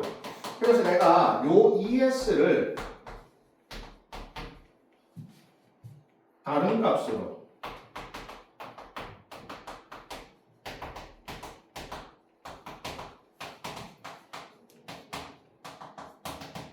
ES 값을 다른 값으로 표현하기 위해서 정류 상태를 가정해서 식을 세우게 되는 겁니다. 알겠죠? 이때. 자, 그 다음에 이제 넘겨서 여기 네 가지 가정이 나와 있는데 이거는 너희들 선생님이 이제 지금부터 너희들 선생님이 나눠준 프린트가 밑에 나올 거야. 여기 이제 강인이가 이제 그 필기한 내용들이 이제 가끔 나올 겁니다. 내가 이제 안 지우고 그대로 내가 썼는데 여기 보시면 어디 있어? 맨 아래쪽 여기 너희 선생님 요거만 이거 외워. 미카엘리스 멘텐식을 유도하는 너희 선생님이 쓴 가정이야. 네 가지가. 알겠어요? 가정을 외워요. 어? 네. 미카엘리스 멘텐식을 쓰려면 일단 몇 가지 가정이 필요하잖아. 아까 두 가지를 알려줬잖아. 뭐 알려줬어? 두 가지를 방금 한 거. 효소는 일정하고. 그렇지. 스테디 스테이트 상태. 그죠? ES의 농도는 일정하다. ES가 생성되는 속도와 분해되는 속도가 일정하다. 그 다음 아까 했던 첫 번째 뭐예요? 반응 속도는 우리는 뭘로 측정한다? 초기 반응 속도로 측정한다. 알겠어요? 반응이 시작되었을 때 바로 처음 측정하는 속도. 이거를 이 반응의 대표 반응 속도로 채택한다. 왜냐면 반응이 점점점 진행이 되면 변수가 많이 생기잖아. 또 다른 반응도 많이 생길 거 아니야. 그렇기 때문에 또 다른 반응이 많지 않은 생성물이 거의 0일 때면 다른 반응이 거의 없기 때문에 우리가 딱 세 가지 반응만 고려해서 식을 세우면 되거든. 그래서 1번하고 여기 보면 1번하고 아까 3번은 내가 얘기한 거잖아. 1번하고 3번 그 다음에 2번에 기질의 농도는 전체 효소의 농도보다 훨씬 크다. 이건 아까 했죠? 기질은 충분하다. 효소는 일정하다. 그죠? 요거 가정한 거. 그 다음에 마지막 K2를 속도 상수로 했을 때 요거 반응 속도 요거 봐. 전체 반응 속도는 너 이거 생각해봐. 여기 이게 1번 반응, 여기 2번 반응, 여기 3번 반응이 동시에 이게 하나의 반응이다 얘들아. 하나의 단일 효소, 단일 효소의 하나의 반응에서 벌어지는 세 가지인데 너 봐봐. 1번, 2번, 3번 중에서 실제로 우리는 반응 속도를 어디서 측정하느냐? 3번에서 측정하는 거야. 왜냐? 야, 1번, 2번, 3번 중에 누가 제일 느려? 3번이 제일 느리기 때문에. 그럼 생각해봐. 전체 반응이 세 가지의 반응으로 구성이 되어 있는데 전체 반응의 속도를 결정하는 건 이 중에서 반응 속도가 빠른 놈이겠어? 느린 놈이겠어? 느린 놈이지. 아니 1번하고 2번은 1초밖에 안 걸려. 3번 반응이 막 60초 막 이렇게 걸려. 그럼 전체 62초 아니야. 그럼 결국에는 맨 마지막 느린 반응이 결국에는 전체 반응 속도를 결정하는 거 아니야, 그죠? 그래서 우리는 요거 3번 반응. 그럼 3번 반응이 이렇게 될 거 아니야. 여기도 우리가 속도 상점 이제 K2로 넣을 텐데 K2에다가 ES 저게 반응 물질이잖아. 그죠? 요 자체를 우리는 전체 반응 속도로 규정을 한다는 얘기입니다. 알겠어요?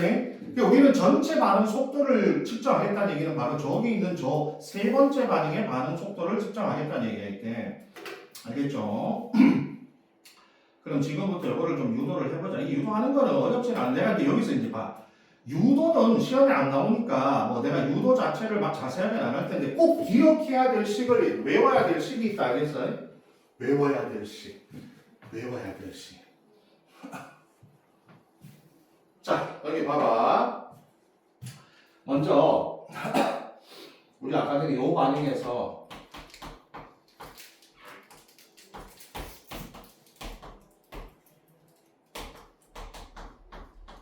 요 속도 상수를 여기 K1, K-1, K2라는 속도 상수가 있을 때 아까 우리 여기 가정을 했죠, 그죠? SE가 생성되는 속도와 SE가 소멸되는 속도가 같다라고 하면 여기서 SE가 생성되는 과정은 요거밖에 없잖아.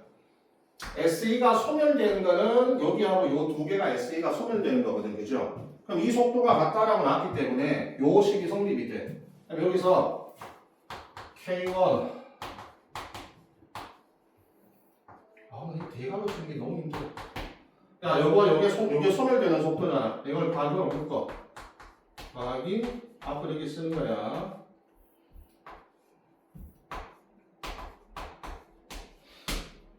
요식이 나오게 되지, 그죠? 자, 요식에서 이제 넘겨서 항을 정리하면 요식에서 뭐가 나오냐면 요식이 나오게 돼. 이해가지? 어? 요식에서 요거 나오는 거. 우리 항으로 옮기면 되잖아. 맞지, 그치? 여기서 요거를 우리가 KM, 즉 요거를 미켈리스 상수라고 표현을 해줘요. 알겠어요? KM이라고 하는 미켈리스 상수라고 표현을 해주게 됩니다. 그래서 요거는 꼭 외우셔야 돼요. 알겠어? 요게 요거하고 같아. 그래서 KM 자체가 뭘 우리가 나타낸다 해서 이게 도소와 기질의 친화도를 나타내는 수치거든. KM 값이라고 하는 게 여기 봐봐. 만약에 여기서 보면 너 KM이 낮다라고 생각해봐. 얘들아, KM이 낮다라고 하면 분모가 어떻게 된다는 얘기야? 분모가 크고 분자는 작다는 얘기잖아, 얘기죠? 아니, KM이 작다라고 하면 분모는 어때? 분모는 크고 분자는 작다 이렇게 되잖아. 분모가 뭐야? 분모가 효소와 기질과 결합을 해서 만든 효소기질 복합체고, 요거는 효소기질 복합체가 다시 분리되어서 만들어진 효소와 기질이 따로따로 있는 상태잖아. 근데 분모가 분자보다 더 크다는 건 결합을 잘한다는 얘기야? 결합을 잘 못한다는 얘기야? 결합을 잘한다는 얘기지. 분모가 크잖아. 그게 KM 값이 작아지는 거 아니야? 그럼 KM 값이 작다라고 하면 결국 분모가 크다는 얘기니까, 즉 ES가 분리되어 있지 않고 결합을 많이 한다는 얘기거든. 그래서 이게 뭐냐면 효소와 기질의 친화도가 크다는 뜻이라고 해. 효소와 기질의 친화도가 크다. 근데 만약에 KM 값이 크다라고 하면 KM 값이 크려면 분모는 작고 분자는 커질 거 아니야. 어차피 분모와 분자는 반비례잖아, 그죠? 분모로 많이 갈수록 분자는 줄어들고 분자로 많이 갈수록 분모는 줄어들 거 아니야. 그러면 분모가 작다는 얘기는 결국 ES가 잘 결합을 하지 못하고 따로따로 분리된 상태로 많이 존재한다는 얘기잖아. 그러면 효소와 기질의 친화도가 낮다는 뜻이 됩니다. 그래서 우리가 KM 값이라고 하는 미켈린스 상수는 결국 효소와 기질의 친화도를 뜻하는 친화력으로 해석할 때 KM 값을 주로 이용해서 이걸 사용하게 됩니다. 이때. 그 다음에 이제 여기 봐봐. 다시 요식으로 왔어. 다시 요식으로 와서 요식에서 얘들아 요거 ET라고 하는 게 나오거든. ET는 E토탈이야. 전체 효소의 양은 혼자 따로 떨어져 있는 효소와 기질과 결합되어 있는 효소의 합으로 나타내겠지, 그죠? 뭐니 이제 가냐? 네. 어디 미팅을 가는데 남자가 10명 갔어. 그 10명 중에 5명이 짝지었고 5명은 짝을 못 짓고 막 그냥 혼자 솔로 돼 있어. 어쨌든 전체 남자의 양은 솔로 돼 있는 놈하고 짝지은 놈하고 합친 게 전체 남자의 양이잖아, 그지? 그러면 여기서 2의 양, 분리되어 있는 2의 양은 2t-2s로 바꿀 수가 있잖아, 그지? 그래서 요 값을 여기다가 대입을 해주는 거야. 알겠죠? 자, 대입을 한 다음에 요렇게 요 식에서 요렇게 정리를 하고 요 식에서 요렇게 내려와. 아, 이거는 직접 해보면 된다, 알겠어? 우리 시간이 없기 때문에 지금 그 과정을 내가 생략을 하고 이거 항정리하는 거기 때문에 어렵지 않아 이때. 그냥 요거 그래서 봐. 이걸 왜 만들었어 이걸? 아까 내가 뭐라 했어? 좀 했다. 그래, ES 양을 우리가 측정할 수가 없다고. 그래서 우리가 미켈리스 멘텐식에서 중요한 거는 정류 상태를 가정한 이유 자체가 결국 뭐였어? ES를 다른 값으로 표현하기 위해서잖아. 맞아, ES가 측정을 못 하잖아. 그럼 계산할 수가 없잖아. 그래서 ES를 요 값으로 바꿀 수가 있다고. 알겠니? 됐어? 이제 됐어? 됐어? 그 다음에 이제 우리 아까 요게 실제로 전체 반응 속도잖아. 맞냐? 이게 전체 반응 속도잖아. 아까 세 번째 반응. 실제로 이게 반응 속도를 결정하고 보면 여기서 이제 반응 속도를 V0는 K2에 대해 ES에서 ES 대신에 뭘 집어넣어? 요거를 집어넣는 거야. 결국에는 나중에 ES가 어차피 반응 속도에 나올 텐데 K2의 ES를 곱해야 되는 저 ES를 측정할 수가 없거든. 그래서 ES를 스테디 스테이트 상태에서 이렇게 정리를 해서 다른 값으로 표현한 다음에 이거를 집어넣어 주게 되면 그럼 이제 전체 속도가 나오는 초기 반응 속도라는 것은 Km 더하기 S분의 그 다음 위에서 K2 그 다음에 ES 곱하기 S가 나오는데 여기서 이제 봐봐 이 토탈 이 토탈이죠. 근데 여기서 만약에 SN 온도가 아주 많이 높다라고 하면 기본적으로 SN 온도가 높을 때는 대부분의 효소는 기질과 포화 상태가 되어 있을 거 아니야. 맞아? 맞니? 그럼 여기서 포화 상태라면 ST는 ET는 뭐와 같아? ES와 같다. 맞죠? 왜냐면 모든 효소는 뭐가 되어 있겠어? 효소 기질 복합체와 결합되어 있을 거 아니야. 맞니? 여기 있는 ET가 뭐가 되는 거야? ES와 같아지는 거지. 이해 가니? 그러면 이때 모든 효소가 포화 상태일 때 이때 반응 속도가 우리가 뭐가 돼? Vmax잖아. 그래서 Vmax일 때는 ET가 ES와 같아. 효소의 농도가 아주 높아서 모든 요소가 포화 상태가 되었을 때 ET는 ES와 같고 KT와 ES가 결국 뭐가 되는 Vmax가 되는 거지. 그래서 이걸 붙이면 더하기 S분의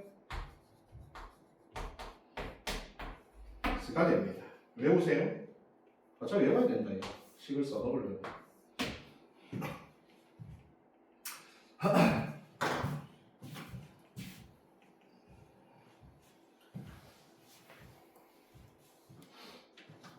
너 여기 지금 내가 식 1, 2, 3, 4 하고 써놨잖아, 그치? 외워야 돼. 알겠어? 식 1, 2, 3, 4는 외우셔야 돼, 외우셔야 돼, 이거. 반드시.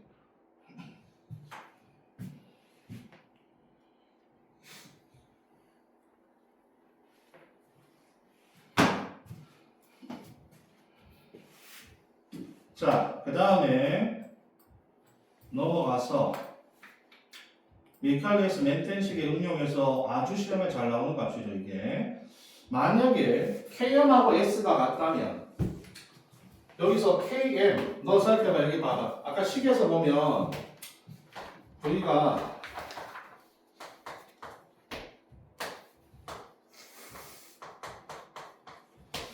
S가 농도잖아, 그지? 기질의 농도잖아. 야, Km은 단위가 뭐겠어? 없어요. 어? 농도라고. 여기 보면 S가 농도잖아, 그지? 네. 근데 얘 둘이 더하고 있잖아, 지금. 야, 같이 더하려면 단위가 어때야 돼? 같아요. 같아야 돼. KM의 단위는 농도가 나올 거거든, 이때, 기본적으로. 그래서 여기 보면 S하고 KM을 같다라고 볼 수가 있다고. 어차피 단위가 같아. 여기서 KM은 농도의 단위로 나타날 거야. 그럼 여기서 봐. KM 대신에 S를 집어넣는 거지. 그럼 KM 대신에 S를 집어넣든 S 대신에 KM을 집어넣든 이렇게 집어넣게 되면 결국에는 2분의 Vmax가 나오게 되는데, 그래서 결국에는 KM을 내가 S와 같은 농도로 집어넣게 되면 S를 KM 농도만큼 집어넣게 되면 결국 그때 나타나는 반응 속도는 전체 Vmax의 절반에 해당한다. 그래서 여기 보면 그래프에서 여기가 Vmax일 때 2분의 Vmax에 해당하는 기질의 농도가 KM과 같다는 뜻입니다. 이때. 그래서 KM은 다르게 표현하면 아까 전에 우리가 효소와 기질의 친화력이라고 할 수도 있지만 KM 값은 다르게 표현하면 반응 속도가 절반이 될 때의 기질의 농도가 KM 값과 같다. 알겠어요? 반응 속도가 절반이 될 때의 기질의 농도가 KM 값과 같다라고 표현할 수도 있습니다. 이때. 그럼 만약에 반응 속도와 기질의 농도가 나오면 KM 값을 이렇게 반응 속도와 기질의 농도로 구하시면 돼요. 2분의 1 Vmax로 구해서 그때 기질의 농도를 알면 그게 바로 KM 값과 같다는 얘기입니다. 이때. 그래서 요거는 되게 중요한 거니까 꼭 기억을 하셔야 돼. 이때. 전체 반응 Vmax의 2분의 1에 해당하는 속도가 될 때의 기질의 농도는 KM 값과 같다. 그래서 우리가 보통 이 기질의 농도를 표현할 때는 KM보다 작다, KM보다 크다 이런 식으로 이제 기질의 농도를 KM을 기준으로 해서 기질의 농도를 표현하게 됩니다. 이때. 그다음 요거는 이제 아까 내가 얘기했던 거죠. 그 밑에 나와 있는 거. 요건 너희들 선생님이 써준 거. 요렇게 해서 KM 값이 요렇게 된다 해서 KM 값이 크면 어떻게 되고 작으면 어떻다라는 거. 요거 나오는 거예요. 요 반응에서는 너희들 선생님이 세운 요 가정은 뭐냐면 아예 K2 반응이 일어나지 않고 정반응과 역반응만 일어난다라고 가정했을 때 그럼 K2를 0으로 대체해버리고 K0분의 K-1이니까 똑같아요. 어차피 분모가 크면은 결합이 잘 되는 거고 분자가 크면은 해리가 잘 되는 거고 그죠? 그런 식으로 해서 Km 값은 작아야만 친화력이 크다라는 것도 이걸로 이해할 수 있어요. 그 다음에 요 그래프가 혹시 나올 수도 있고 왜냐면 다른 데서는 요런 문제들이 좀 나왔었거든. 자 요거 한번 봐봐. 요거 너희들 우리 아까 전에 그래프가 그릴 때 이거 실험적으로 이렇게 그려졌잖아. 이렇게 봐봐. 우리 아까 S일 때 그래프가 요렇게 되는 걸 그렸잖아. 그렇지? 근데 미카일레스 식을 이용해서 그래프를 그려도 요와 똑같은 그래프가 나오거든. 그럼 우리가 아까 전에 실험적으로 그린 그래프와 이 식을 그래프로 그렸을 때 형태가 거의 유사하다는 얘기는 이 식이 거의 맞다는 뜻이라고. 뭐니 문제가 우리 아까 실험했잖아. 실험관 다 넣어서 점 찍어가지고 실험을 통해 그린 그래프와 이 식을 그대로 그래프에 적용한 그래프를 보면 거의 유사한 그래프가 나오거든. 그럼 결국에는 이 식이 거의 이론적으로 맞다는 걸 증명한다고 했대. 근데 여기서 이제 우리가 S가 KM보다가 매우 작을 때 SM이 KM보다가 무지 작을 때는 아까 전에 우리 식에서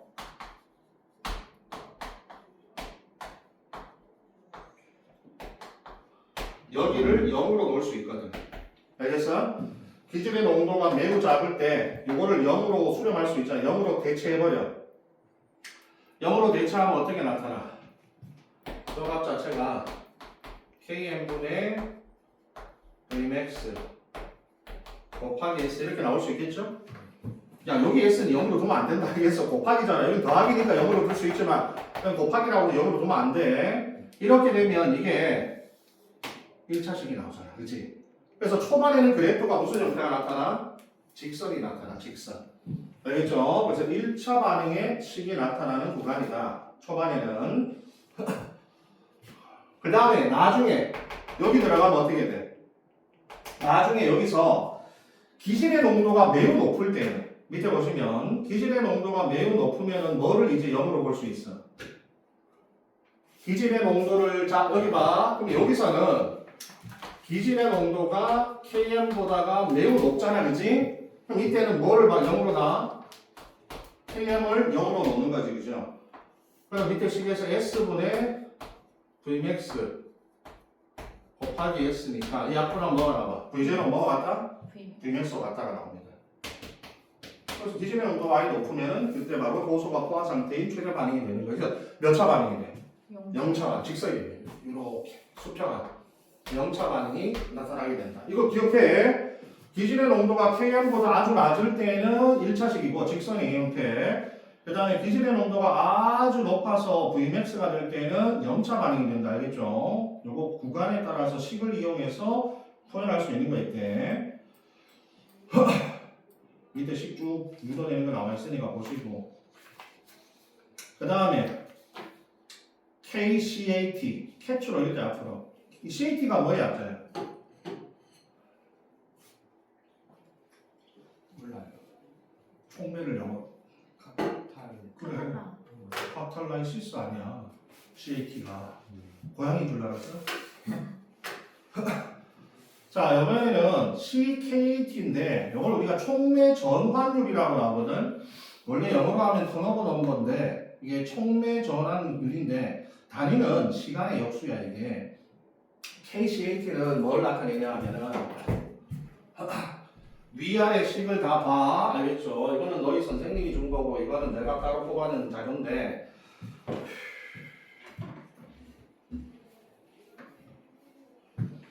아까 여기서 V제로가 이렇게 나와 있었잖아요. 그죠? 근데 여기서 S가 아주 높은 농도라고 했을 때 여기는 ES가 ET와 같아지잖아. 그렇지?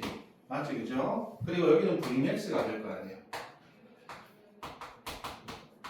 K2 곱하기 ET가 될 거 아니에요. 포화 상태가 되면 속도 이렇게 되겠지? 그죠? 되냐? 네. 여기서 S가 아주 높아서 포화 상태가 되면 ES는 뭐와 같다? ET와 같다. 그때 속도가 뭐가 돼? Vmax 된다. 그죠? 이때 K2를 KCAT를 한다. 그래서 반응 속도가 최대일 때 반응 속도 상수인 K2가 KCAT와 같습니다. 이때. 그러면 여기 KCAT는 뭐로 우리가 표현할 수 있냐 하면 ET분의 Vmax. 외워라 이거. 별표 쳐 별표 밑에. KCAT는 ET분의 Vmax와 같다. 너 식을 많이 알아야 나중에 문제 풀 때 네가 사용할 식이 많아져. 주어진 변수로 내가 어떤 식을 사용해서 문제를 풀 것인가를 할 때 많은 식을 알고 있어야 돼. 자, 그러면 KCAT는 뭘 의미하냐 하면은 효소 한 분자가 포화 상태에서 초당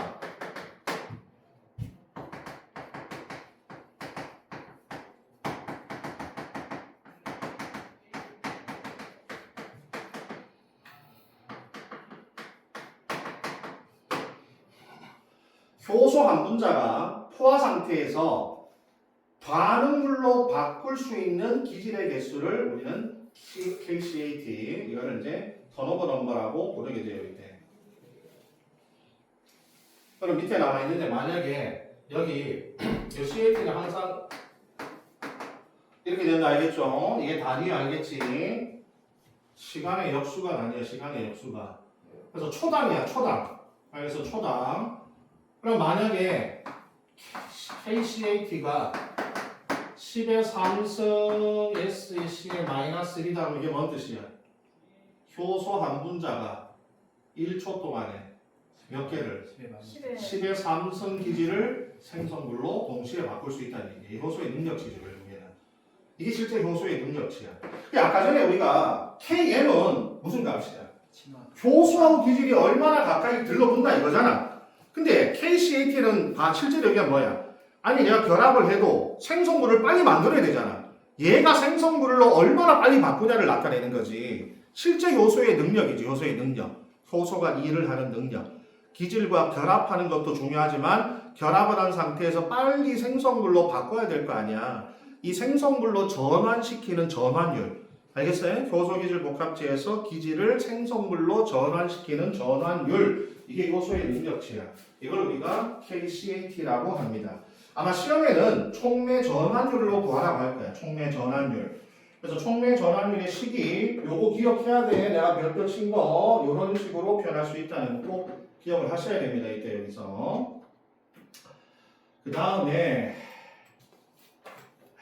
요거 뭐냐면은 우리가 실제로 우리 실제 몸의 생체 조건을 실제로 대입을 해보면 봐봐.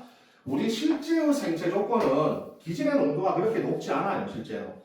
기질의 농도가 매우 낮습니다. 우리 실제의 생체 조건에서는. 그래서 우리가 요 4번 식이 뭐냐면 실제 우리 몸의 생체 조건에서 나오는 식이거든. 이 S의 농도, 이거 잘 들어. 항상 이게 계속 바뀐단 말이야. 여기는 아까 전에 저 할 때는 S의 농도가 매우 높다. 이거 다르잖아. 이게 굉장히 중요해. S의 농도가 매우 낮은 상태에서, 그죠? S의 농도가 매우 낮은 상태에서는 여기를 뭘로 바꿨어? 0으로 바꿨잖아. 요 식이 나왔지, 그치? 맞냐? 근데 여기서 Vmax를 이렇게 분리시켜. K2와 ET로. 되잖아? Vmax는, Vmax 자체가 언제일 때야? 포화 상태일 때잖아. 포화 상태일 때는 ES와 ET가 같다니까, 이때. 그래서 이렇게 분리시킬 수 있잖아, 그치? 그런 다음에 요걸 이렇게 나눠서 여기를 뭐로 바꿔? 이렇게 나누는 거지. Kn분의 CKC. 왜냐면 Vmax일 때 K2는 뭐가 같아? 그래, CK타 맞잖아, 그지? 그럼 요 식으로 바꿀 수 있잖아. 요게 언제 나온다고? 요 S를 0으로 바꿔서, S를 0으로 바꿔서 이거 함정리하면 이렇게 나온단 말이야. 알겠어? 그럼 봐봐. 실제로 반응 속도라고 하는 걸 우리 실제 생체 조건에 대입을 해보면 실제 생체 조건에서의 반응 속도는 KM에만 영향을 받는 것도 아니고 KCAT에만 영향을 받는 것도 아니고 어때? 두 개. 같이 고를. 그렇지. 두 개 모두에다 영향을 받는다는 뜻이야. 그래서 우리가 요 값을 우리가 뭐라 그래? 촉매 효율이라고 부르게 되는 거지. KM분의 KCAT를. 촉매 효율.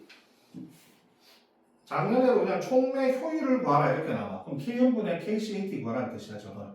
알겠어? 그러면 여기 값이 이 촉매율, 즉 KM분의 KCAT의 값이 클수록 촉매 효율이 큽니다. 그럼 봐봐. 이 촉매 효율이 크려면은 이 전체 값이 커야 되니까 KM은 어때야 돼? 작아야 되고 KCAT는 효소가 기질하고도 잘 결합을 해야 되고 결합한 기질을 빨리 생성물로도 바꿔야 되고 이 값과 이 값에 모두 다 영향을 받아서 KM은 낮고 KCAT가 높을 때 이 전체 값이 커지잖아. 그때 이 촉매가 어떤 촉매인지를 확실하게 얘기할 수 있다는 얘기가 있대. 그래서 나중에 KM하고 KCAT를 왜 모두 고려해야 되냐라고 물으면 촉매가 기질과 결합하는 능력도 중요하지만 얼마나 기질을 다시 생성물로 바꾸는지에 대한 능력도 필요하기 때문에 이 두 가지를 모두 고려해야만 촉매 효율을 구할 수 있다고 하시면 됩니다. 자, 그래서 맨 밑에 정리된 거 있죠? KM이 작으면 진화도가 높다. 그 다음에 KCAT 값이 클수록 속도가 빠르다. 그죠? 이게 마지막에 KCAT가 Vmax를 결정하는 거죠. KM분의 KCAT는 종합적인 효율성을 결정하는 값이다. 이렇게 보시면 돼요. 이건 오늘 다 못 끝내겠네. 왜 이렇게 많아, 이거? 자, 그 다음에 이제 이건 예시잖아. 카탈라제와 탄산 무수화 요소가 있을 때 여기 보면 KCAT하고 KM하고 촉매 효율이 보여지고 있죠, 그죠? 여기서 보시면 일단은 전환율은 누가 더 커? 카탈라제가 더 크잖아, 그죠? 근데 실제로 여기 보면 촉매와 기질의 친화도는 누가 더 커? 또 봐봐. 촉매와 기질의 친화도는 KM이잖아. KM을 보면 누가 촉매와 기질의 친화도가 커?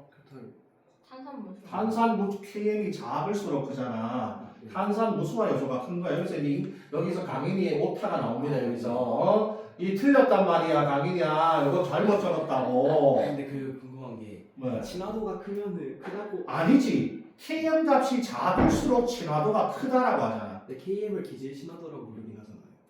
그래. 뭐라고? 아니니까 KM의 값이 작을수록 친화도가 크다고. 아, 예. 그래. 그렇게 만든 거예요? 헷갈리게. 명칭. 식이 그렇게 나와서 그래. 식이 전체적으로. 기질 안 왜냐하면 K 우리가 이게 KM을 정의할 때 K1이 분모로 들어가고 K-1이라고 K2가 분자로 들어갔기 때문에 이거를 정의할 때 어쩔 수 없이 그렇게 나온 거야. 그래 나중에 KM식을 써서 V0를 측정할 때 그 식이 간편하게 나와. 그래서 그렇게 분모와 분자를 결정한 거야 이때. 그래서 여기서 얘들아 KM이 작을수록 진화도가 커요. 이거 알지? 뭐가 숫자가 작을 때 뭐가 크다 이 조심해야 된다 이거. 알겠어? 이거 잘못됐다 이거. 근데 전체적으로 촉매 효율을 보면 촉매 효율은 누가 더 크냐? 카탈라지가 더 크죠. 4 곱하기 10의 10의 7승이니까 전체 촉매 효율은 카탈라지가 더 크다라고 볼 수가 있습니다 이때. 이게 보통 10의 8승 9승이 맥시멈이거든. 10의 8승이나 10의 9승까지 가는 요소들은 거의 완전 요소라 그래. 완벽한 요소. 자, 그 다음에 라인 위버버크. 야, 이거는 어차피 오늘 우리가 못 끝낼 것 같고 뒤에 문제 잠깐 한번 볼게. 완전 효소가 홀로엔자임. 아니, 그거는 홀로엔자임 맞고 내가 이게 완벽 요소. 아니, 완벽한 요소라고. 10의 9승 정도 가면 이걸 완벽한 요소라고 부른다. 그냥 무조건 분해해버리는 어? 그냥 무조건 분해하는 그런 거예요. 그 잡자마자 분해하는 거에서. 붙잡자마자 분해하는 거, 그게. 여기 한번 봐봐. 기출 문제. 요거 좀 풀게. 뒤에 넘겨서 21페이지 봐봐. 이게 작년 문제죠? 2024년 문제구나. 자, 요 문제에서 각각의 빈칸을 한번 채워보자.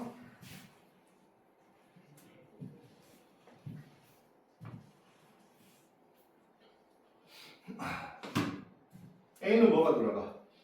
K1이 K1 곱하기 2 곱하기 S. B는 항상 이렇게 써. K-1 더하기 K2의 2S. C가 문제죠. 너 식을 외우고 있어야 돼. 너 외우고 있는 식이 뭐 있어?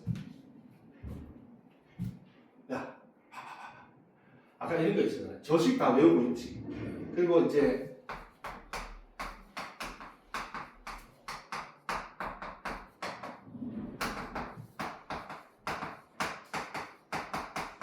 외우고 있죠. 네.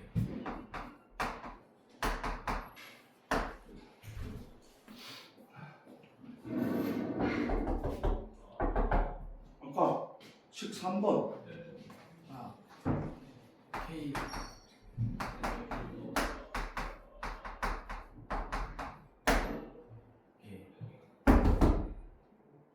이거 식을 내가 외우고 있는 나중에 내가 아까 외우라고 하는 식 있잖아. 그걸 다 외워. 외워서 나중에 문제 풀 때 잘 모르면 옆에다 적어놔. 쫙 적어놓고 내가 이 문제가 나왔을 때 내가 지금 외우고 있는 이 식 중에 어떤 식을 사용해서 문제를 대입할 것인가를 생각해야 돼. 이게 나왔잖아 이게. 여기 이게 나왔으면 이 식이 생각나야 된다고 이 식이. 넘겨서 역수를 취하면 어떻게 돼?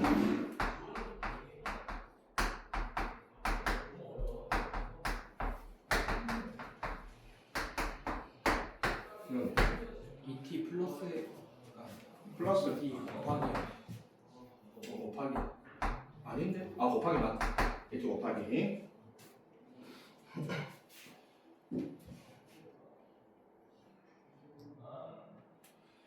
그러니까 봐봐. ES가 전체 토탈 S와 E하고 S로 분리된 거거든. 왼쪽에 보시면 이 왼쪽의 식 자체가 ES분의 ET 곱하기 S이기 때문에 얼마나 결합해 있냐에 대해서 얼마나 분리되어 있냐의 비잖아, 그죠? 이게 이제 해리 속도라고 얘를 표현하라고 해서 D는 뭐 써야 돼요? 응? D는 뭐 써야 돼요? 두 개 있는데 T를 뭐 쓰라니? D요. D? 이거 저거 써야지. 맨 앞에 거. 저게 실제로 KM이잖아. 오른쪽 것도 쓸 수 있는 거 아니에요? 아니야. 이거 말고 왼쪽에 가서 밑에 뭘로 쓰라고 돼 있어? 이걸로 쓰라고 돼 있잖아. 네, 또 있잖아요 저기도. 어? ES분의 아니지. KM이라고 하는 값의 1차식은 이거야, 이거. 이걸 써야 돼, 이거. 이거 자체가 KM의 가장 일반적인 식이야, 이게. 첫 번째 식. 이걸 쓰죠. 내가 만약에 옆에 걸 쓰면 틀린 거예요? 야, 그럼 두 개 다 써, 그러면. 아, 두 개 다 써, 두 개 다.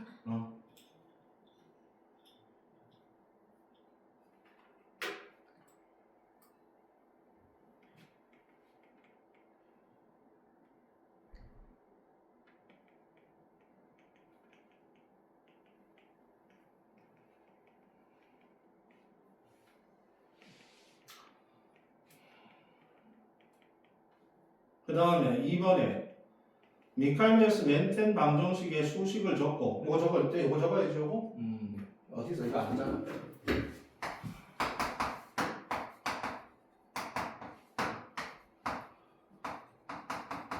그죠? 요 수식을 적고 KM이 기질의 농도와 같을 때 알죠? 네. KM이 기질은 여기가 뭐가 돼? S가 되니까 2분의 1 Vmax가 된다. 그죠? 그게 2번 답이죠.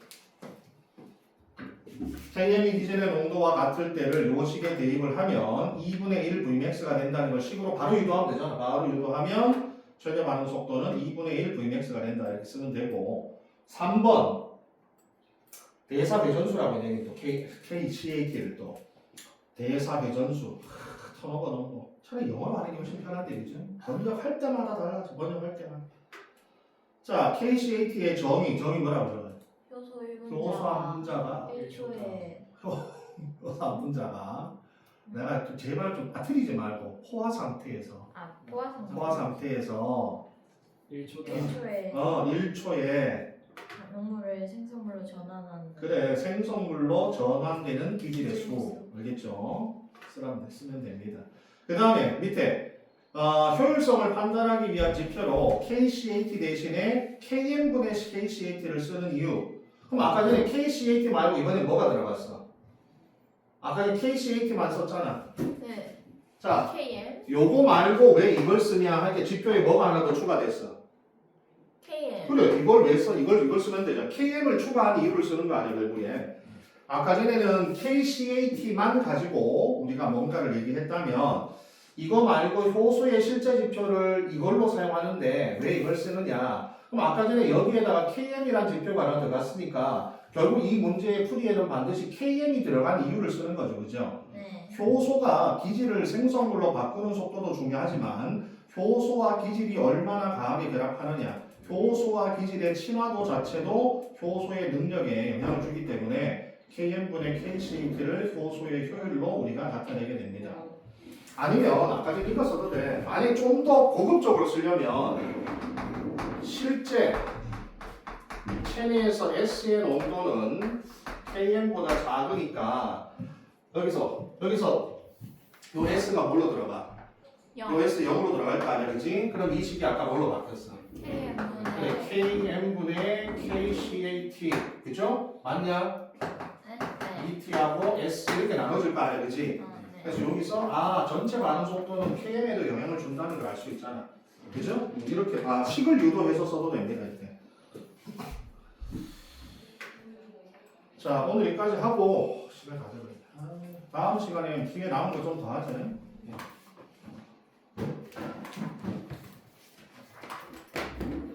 뒤에 문제 15문제 남아있거든.